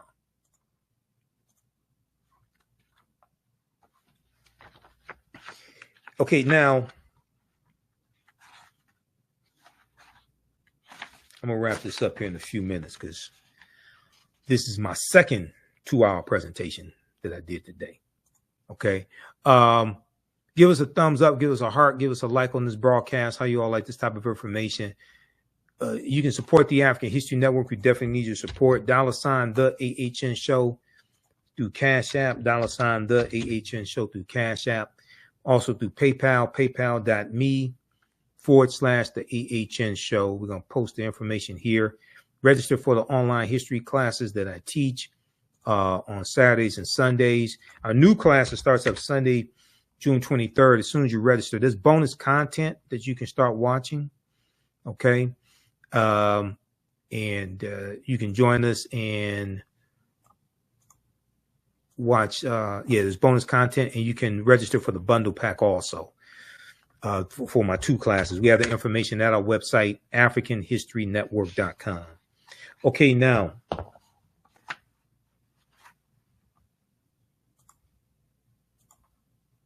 let's go back to this piece here from theroot.com because they dealt with some good history here. Some of the dates that I have may be slightly different than some of theirs, but overall, you know, they did their thing. I'll give it to them. They did some good research. Southern Republicans started the anti-black Lily White movement to prevent black voters from gaining control of the Republican Party. Meanwhile, conservative Democrats did not even allow black people to attend the party's convention in an official capacity until 1924. Although majority of black voters supported Franklin Roosevelt's presidential campaign, it was not until 1948 that most black voters considered themselves Democrats. It was not until 1948 that most black voters considered themselves Democrats. By then, white voters had fled the Democratic Party precisely because the party was no longer conservative. Now, research I've done, you'll see some of them leaving in 1948, but some of those conservative Democrats are going to stay. But they do eventually leave, the majority of them, and go to the Republican Party. What happened was you had the Strom Thurmond ran for president in 1948. Okay. There's a good article from history.com, official website of the History Channel. And I use I use this article in my classes. How the party of Lincoln won over the once Democratic South. How the party of Lincoln won over the once Democratic South. And now this article doesn't talk about the Lily White movement in 1928. I deal with that, but they hone in on 1948, presidential election 1948, and Harry S. Truman, and how the Democratic Party had a more pro-civil rights platform in 1948. Okay, read this article, how the party of Lincoln won over the once Democratic South. Democratic defectors known as the Dixiecrats, started a switch to the Republican Party in a movement that was later fueled by a so-called Southern strategy. So when Candace Owens said the Southern strategy doesn't exist, blah, blah, blah, she's lying. They used a Southern strategy in 1928, Republicans, to appeal the Southern segregationist Democrats in 5 former Confederate states. They used, Richard Nixon used a Southern strategy in 1968. She's lying. And she has to be getting paid to lie like that because you can't be that stupid for free. She has to be getting paid. If we go here to page 2 of this article,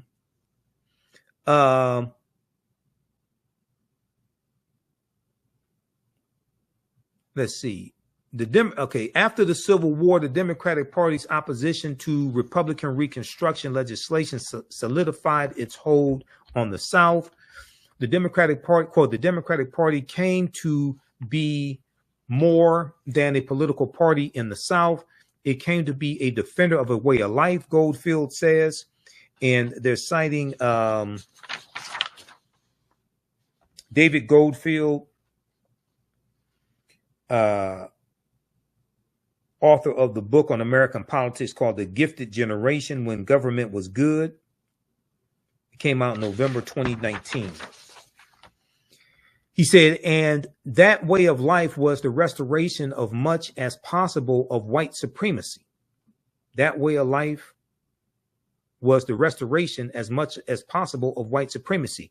The Confederate statues you see all around were primarily erected by Democrats. Okay. Now, this is before the party realignment is completed and the Southern segregationist Democrats leave to join the Republican Party. Up until the post-World War II period, World War II ends in 1945, the party's hold on the region was so entrenched that Southern politicians usually could not get elected unless they were Democrats.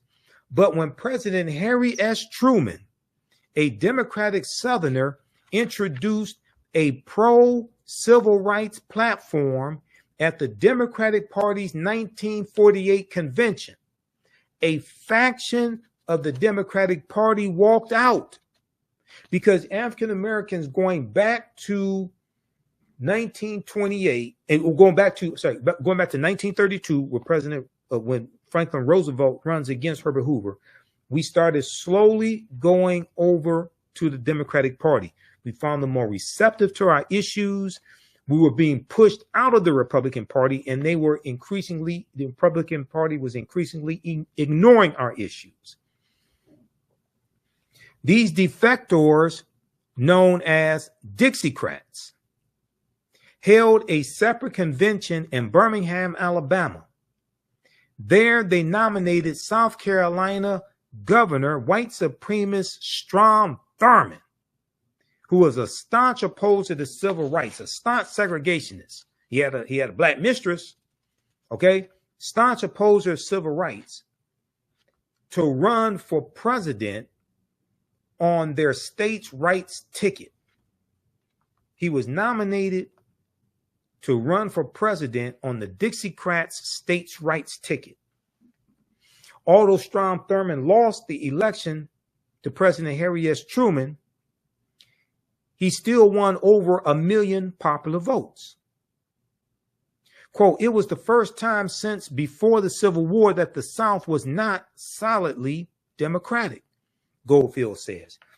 And that began the erosion of the Southern influence in the Democratic Party. After that, the majority of the South still continued to vote Democratic because it thought of the Republican Party as the party of Abraham Lincoln and Reconstruction.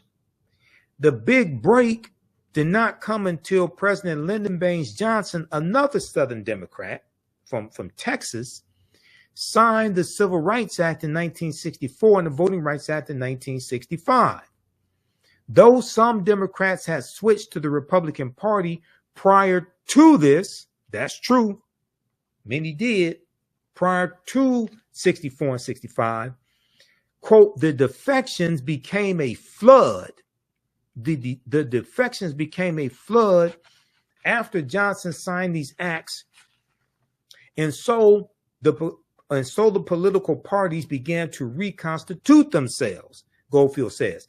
Then in 1964, Senator Barry Goldwater of Arizona, a Republican, runs for president against Lyndon Baines Johnson, and Barry Goldwater ran on an anti-civil rights platform. So most African Americans naturally voted for Lyndon Baines Johnson because it made sense. The change was not total or immediate. During the late 1960s and early 70s, white Southerners still transitioning away from the Democratic Party, newly enfranchised Black Southerners voted and continued to vote Democratic. And even as Republican Richard Nixon employed a Southern strategy, share this article with Candace Owens because she doesn't know what the hell she's talking about.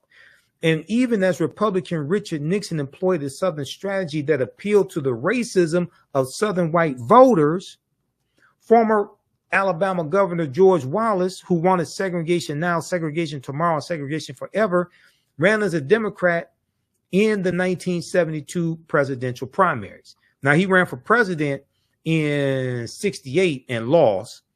He didn't run as a Democrat in 68. He ran as a third party candidate in 68.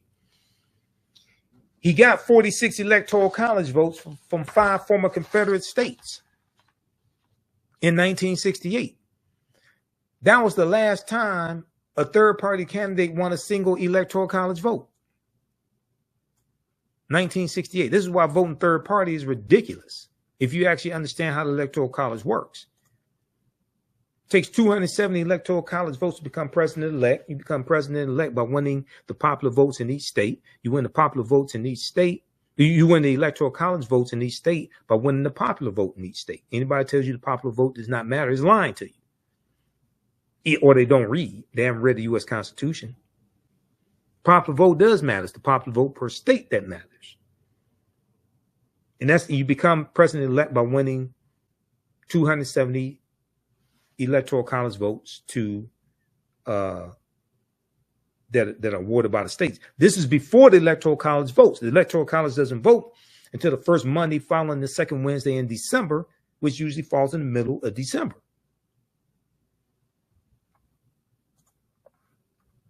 Read this article right here that deals with the history of third-party candidates. And breaks down this history, because I can listen to people talking about voting third party. I could tell they don't understand the U.S. Constitution and don't understand the Electoral College. Because if no presidential candidate gets 270, then it goes to the House of Representatives to determine who the president is, and they vote based upon delegation. There are 50 delegations because there are 50 states. Republicans control 26 of the 50 delegations, and they vote on, I think it's January 3rd. They voted because new Congress comes in right about January 3rd or so. So if Donald Trump, if neither Donald Trump or Joe Biden get 270 electoral college votes, Donald Trump could lose the popular vote, lose the electoral college vote, and Republicans can still vote for him to become president because people end up wasting their vote voting for a third-party candidate. And you can still end up with this domestic terrorist back in office.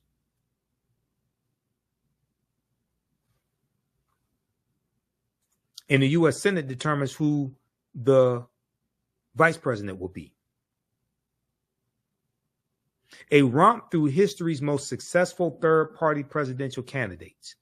A cavalcade of populists, socialists, and segregationists came long before Ralph Nader and Ross Perot, July 3rd, 2023, for Slate.com. Fantastic article.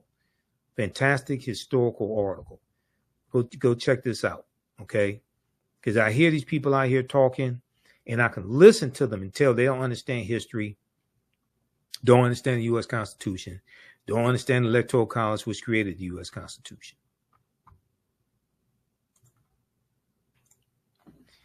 All right, now, Great Society programs.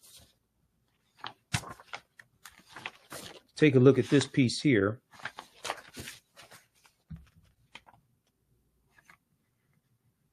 Because I got two more I'm going to show you, because we're going to talk about three very quickly here. Because I hear them say things like the marriage rate, the black marriage rate, all this stuff, right?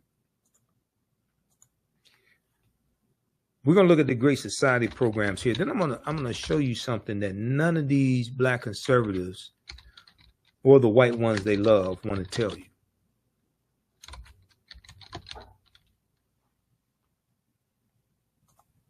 Great Society program. This is at history.com, official website of the History Channel.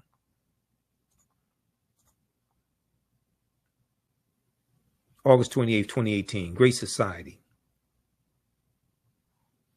In a nutshell, okay, it takes you through, it talks about the graces of what they were.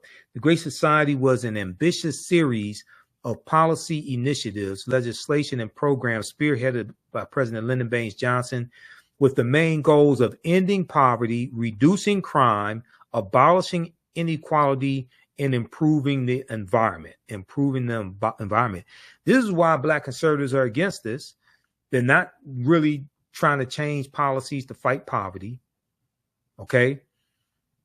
They're not trying to abolish inequality. Most of them are against environmental regulations to improve the environment, fight climate change, things of this nature. In May 1964, President Lyndon Baines Johnson laid out his agenda for a great society during a speech at the University of Michigan. With his eye on re-election that year, Johnson set in motion his Great Society, the largest social reform plan in modern history. Okay, so they talk about riding a wave of empathy and being sworn in after Kennedy was assassinated. They talk about the war on poverty. The war on poverty in March of 1964, Johnson introduced the Office of Economic Opportunity and the Economic Opportunity Act during a special message to Congress. He had hoped to help the underprivileged break the poverty cycle by helping them develop job skills, further their education, and find work. Okay. Now these black conservatives make the Great Society programs seem like it's for lazy people and lazy black people. No, it was to help them develop job skills, further their education, and find work. To do this, President Johnson created Job Corps for 100,000 disadvantaged men. Half would work on conservation projects, and the other will receive education and skills and training, special job training centers. Receive education and skills training in special job training centers. Does this sound like this is something for lazy people? In addition, President Johnson tasked state and local governments with creating work training programs for up to 200,000 men and women.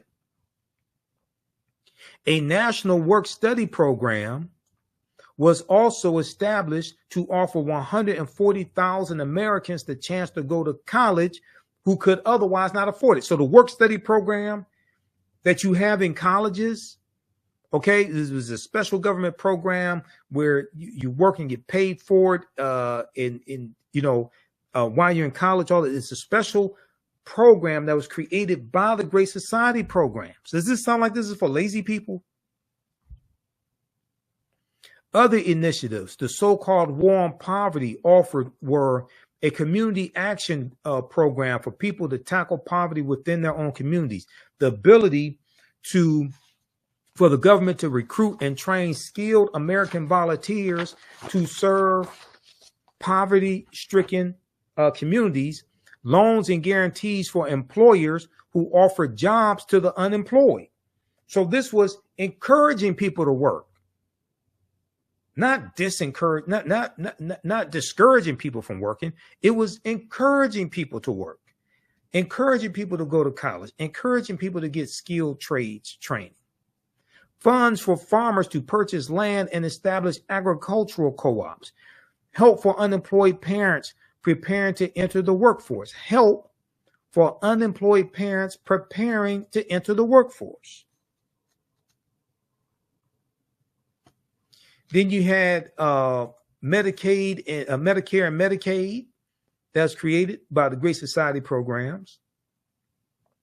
Head Start and education reform was also created by the Great Society programs.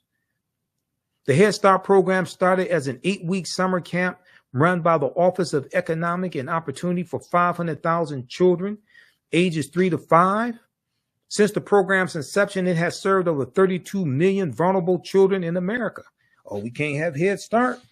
We can't have lazy 3-year-olds and 5-year-olds. Read the rest of this. Preschool, all that, funded preschool programs, supported school libraries, purchased school textbooks, provided special education services, etc. Okay? Read the rest of this. The Great Society. This is at history.com, official website of the History Channel. Okay, now, so we got that one, and then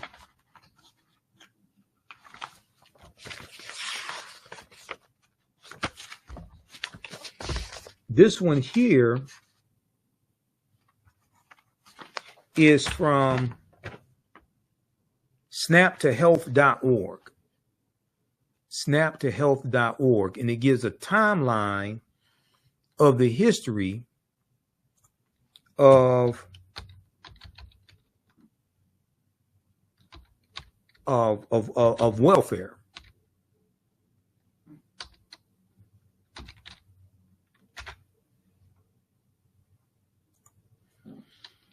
A virtual town hall for SNAP.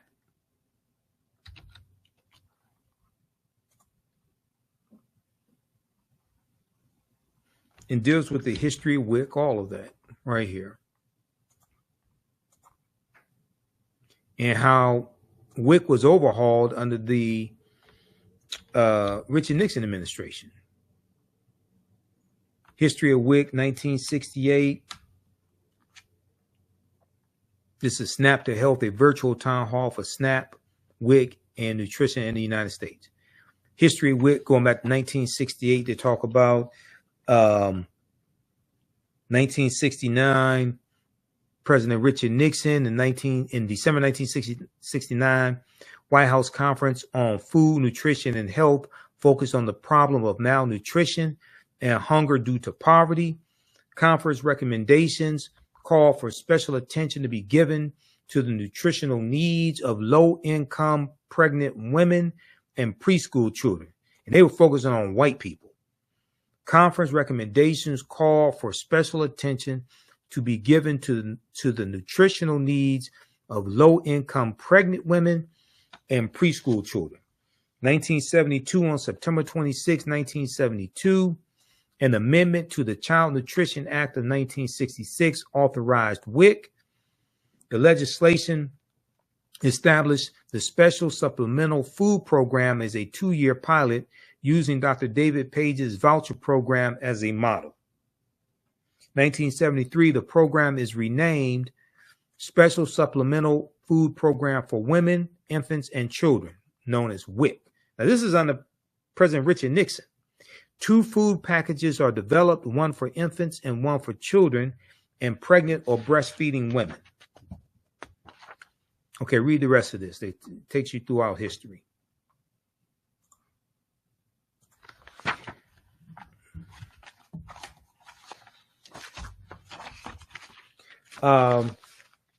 So they like to talk about the marriage rates and things like that, and black people not getting married and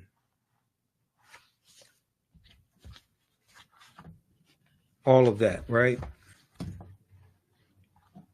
And then they blame the Great Society programs, which were helping largely white people, They blame the Great Society programs and say this broke up the black family.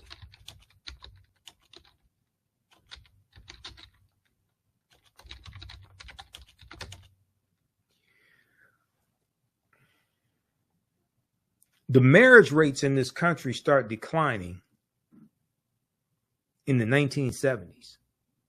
Really start declining in the 1970s, and you see an increase in the divorce rates. Do you know what law made it easier to get a divorce in the U.S.?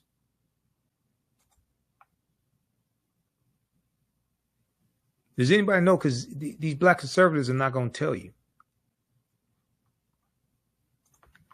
That was the Family Law Act of 1969. Let's look at this article here from CNN.com. What is no-fault divorce and why do some conservatives want to get rid of it?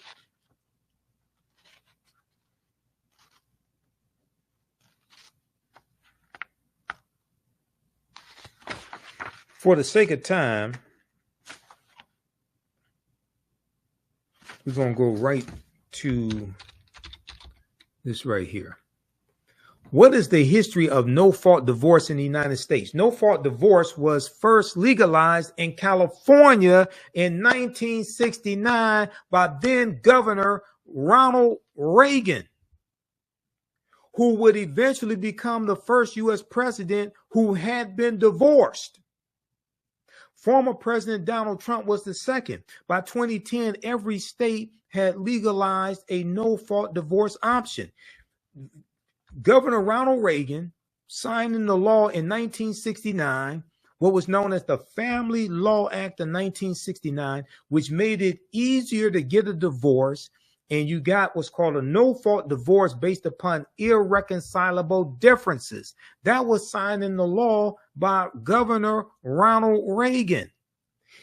Versions of that law were adopted by the other states. This is why the divorce rate started falling. It started with Republicans. Before this option, an at-fault divorce was the only recourse for a broken union. This led to complications for couples whose situation, for one reason or another, did not fit the required legal procedure. Couples who wanted a divorce were all but forced by the law to create some sort of fault-based scenario. It was not uncommon for couples to concoct scenarios that would feign adultery, or for one party to move across state lines to fulfill legal requirements for fault claims like abandonment. Migratory divorce, where a couple would move together to a state with no fault divorce laws, was common. In fact, these methods were so widespread that to a lot of legal experts, a solution like no fault divorce was necessary to make the system work again. The National Association of Women Lawyers championed no-fault divorce solutions throughout the first half of the 20th century. Read the rest of this article. That goes back to Ronald Reagan, Republican. 1969, the Family Law Act of 1969.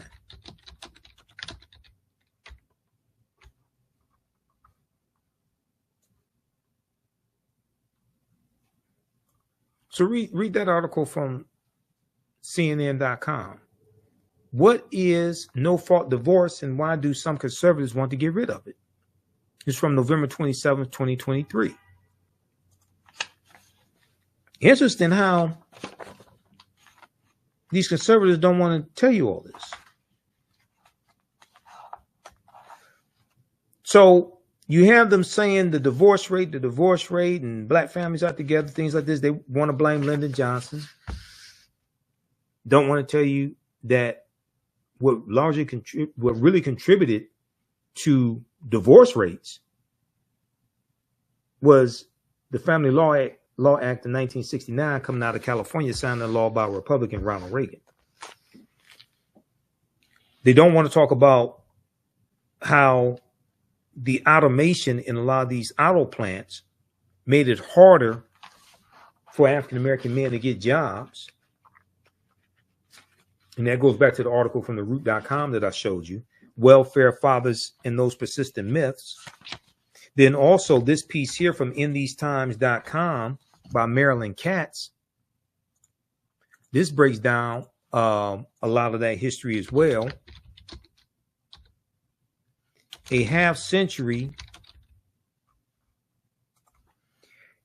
after Detroit uprising, city still stranded by capitalism and government.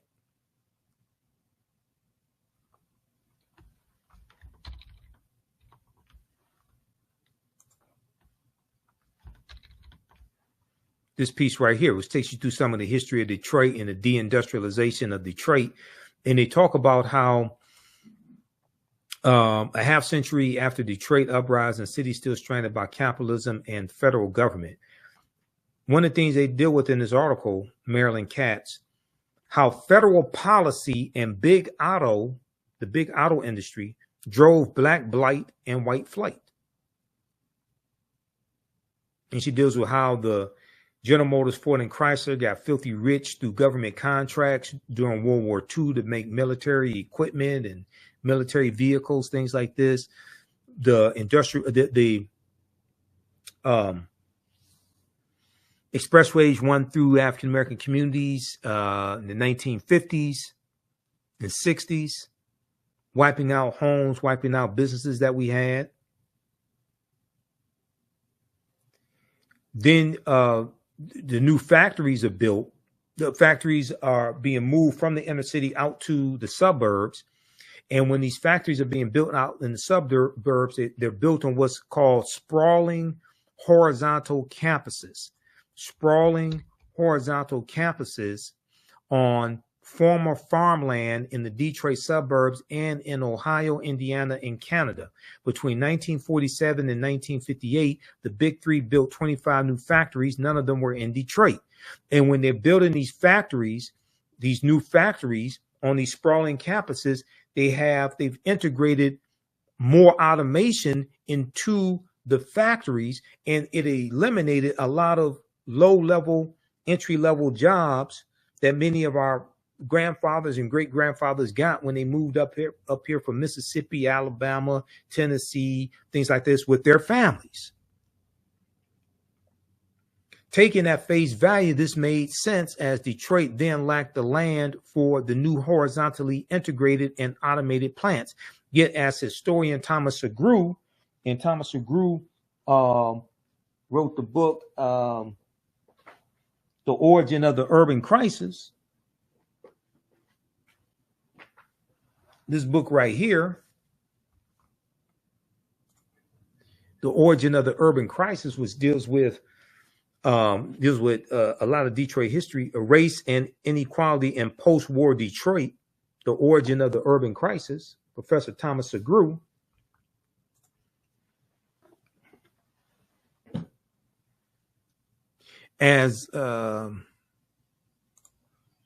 Yet as historian Thomas Segru and others point out, it was also a way for the auto companies to weaken the UAW, which had won unprecedented victories during the war years, World War II. And with the auto industry went the jobs. In 1960, only Chrysler produced cars in Detroit. Its 60,000 Detroit workers represented only half of those employed just a decade earlier. In less than 2 decades, from 1947 to 1967, Detroit lost 128,000 jobs in the auto industry alone. Okay, read the rest of this article here.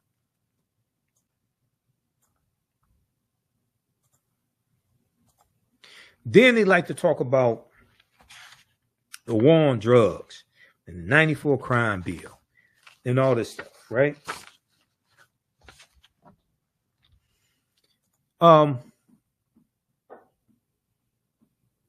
You know when the war on drugs started?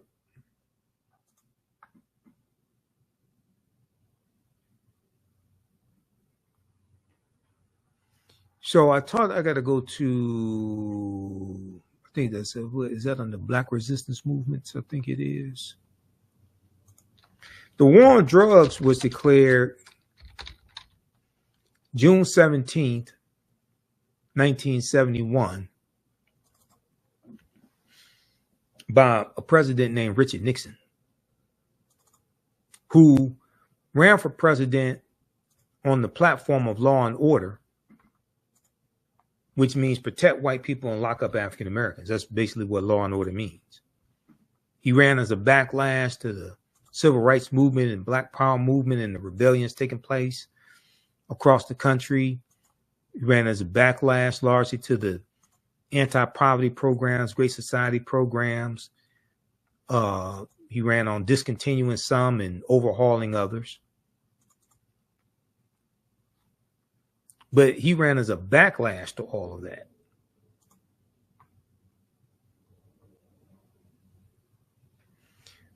There was the article from Harper's Bazaar Weekly,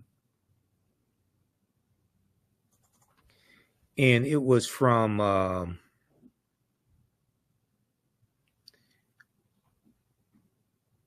2016. It's called Legalize It All.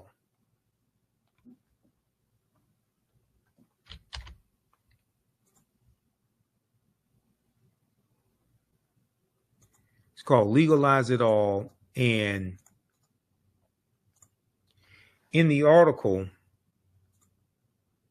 and I want to pull this up here, they talk about how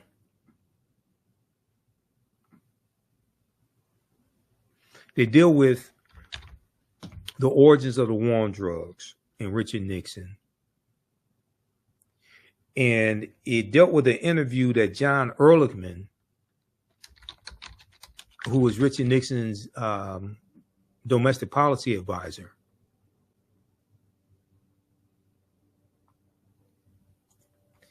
the interview he did with a journalist named Dan Baum in 1994. All the news outlets had stories about this. And John Ehrlichman talked about what the war on drugs was really about and how it targeted African Americans and the anti-war effort, and the hippies.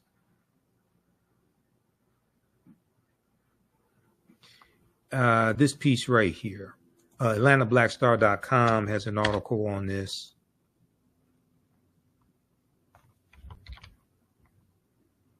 I was trying to bring up my slides also,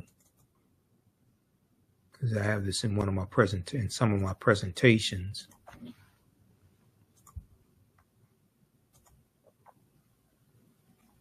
Nixon advisors said the war on drugs was a manufactured lie designed to target and disrupt the Black community. March 23rd, 2016, AtlantaBlackStar.com. There's a picture of John Ehrlichman and Richard Nixon. Picture from 1972. The name of the article from Harper's Magazine was called Legalize It All. I'm going to try to pull up that piece because they go through and really explain this.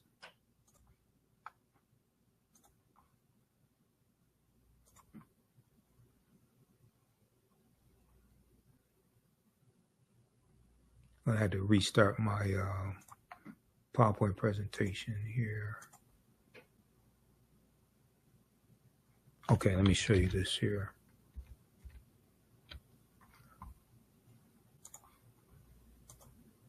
I'm going to go to a slide from one of my presentations because I did a lecture back in 2016 dealing with the history of the war on drugs. So I did a lot of research on this. And it was in April 2016 that this story came out. Legalize It All, How to Win the War.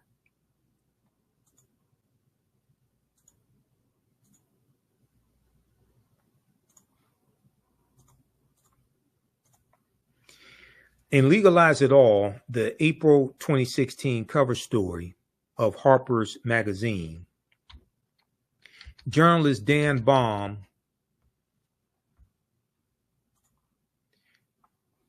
let's go to this. Journalist Dan Baum, B-A-U-M, author of Smoke and Mirrors, The War on Drugs and the Politics of Failure, discusses his 1994 interview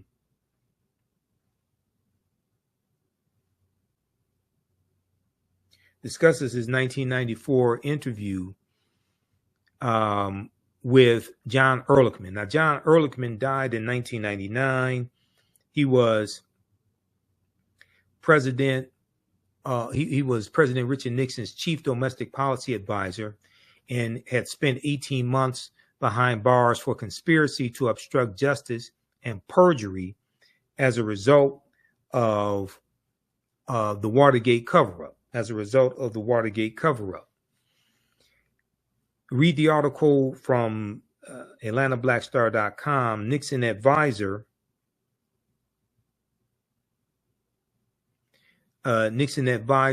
said the war on drugs was a manufactured lie designed to target and disrupt the Black community. That's from March 23rd, 2016. March 23rd, 2016.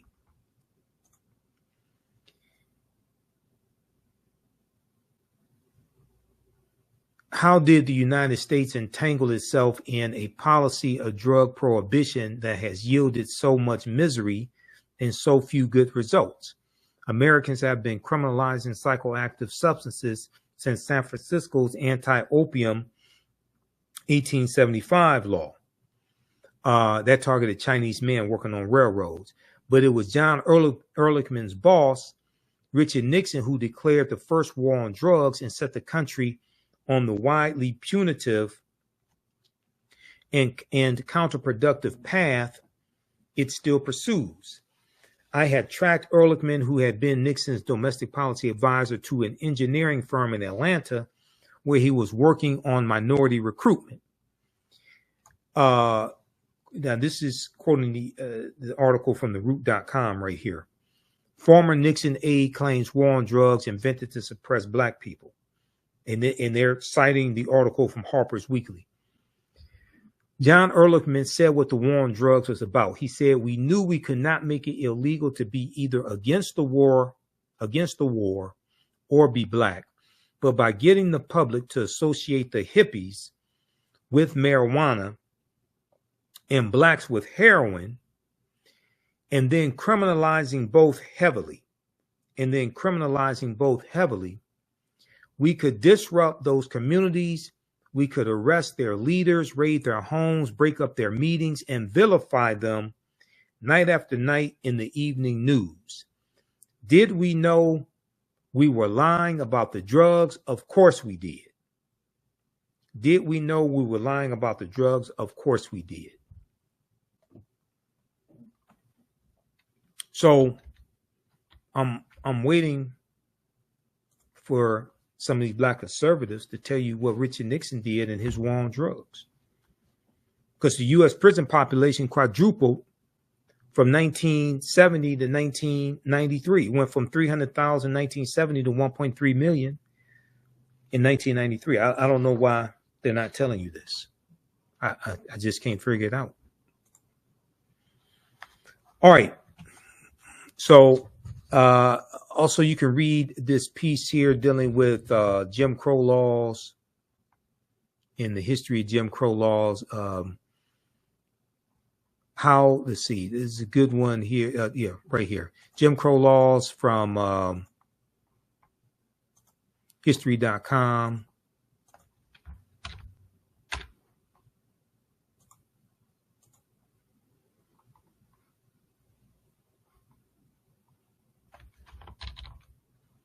This here deals with the history of Jim Crow laws and what they were in the time period.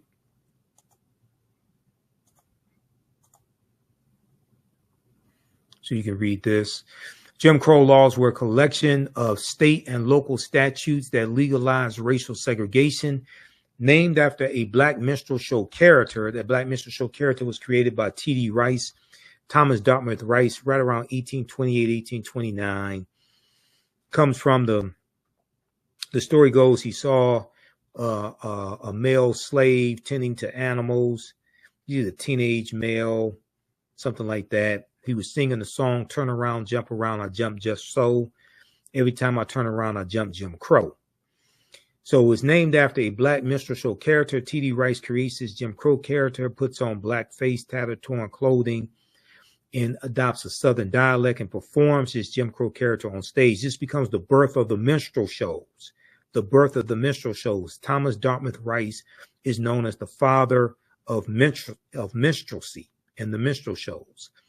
The laws, which existed for about 100 years from the post-Civil War era until 1968, were meant to marginalize African Americans by denying them the right to vote, hold jobs, and get education or other opportunities. Those who attempted to defy Jim Crow laws often faced arrest, fines, jail sentences, violence, and death. Then they go into the history of the black codes, etc. Okay, so read this here, dealing with Jim Crow laws.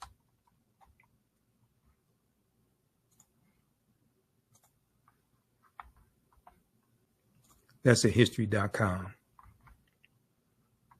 There's also another really good piece that deals with how, which one is this one? Yeah. How Jim Crow laws suppressed the African American vote for generations.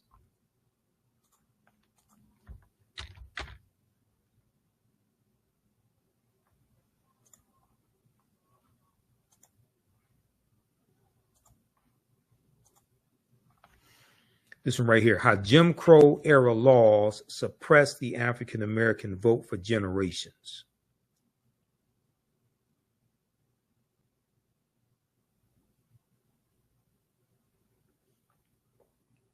In the wake of the passage of the 15th Amendment and Reconstruction, several Southern states enacted laws that restricted Black Americans' access to voting. This is from August 8th, 2023. It was last updated. So read this one here. Welcome to Sapphire. Takes you through history. Talks about the 15th Amendment, all of this. Mississippi State Constitution, Mississippi State Convention, 1890. Right here, we came here to exclude the Negro. Deals with all this history. The impact of the legislation was swift. By 1910, registered voters among African Americans dropped to 15% in Georgia and under 2% in both Alabama and Mississippi, according to historian Donald Neiman in his book Promises to Keep, African Americans and the Constitutional Order, 1776 to present. Then you had Williams versus Mississippi, U.S. Supreme Court case of 1898 that challenged the poll taxes. And the U.S. Supreme Court upheld the state poll taxes in Mississippi, the disenfranchisement clauses, grandfather clauses, and literacy tests on the basis that the new Constitution did not discriminate between the races. And it has been shown that their actual administration was not evil, only that evil was possible under them. This is what the U.S. Supreme Court ruled when we challenged these laws. This is 2 years after Plessy versus Ferguson.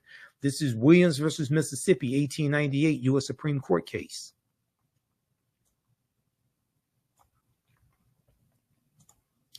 All right, look, that's going to do it for us. Visit our website, AfricanHistoryNetwork.com. AfricanHistoryNetwork.com. You can support the African History Network, $, the AHN Show through Cash App and through PayPal, paypal.me/the AHN Show. Join me in Detroit at the Juneteenth events, the 14th, 15th, and 16th. Juneteenth, JubileeDET.com.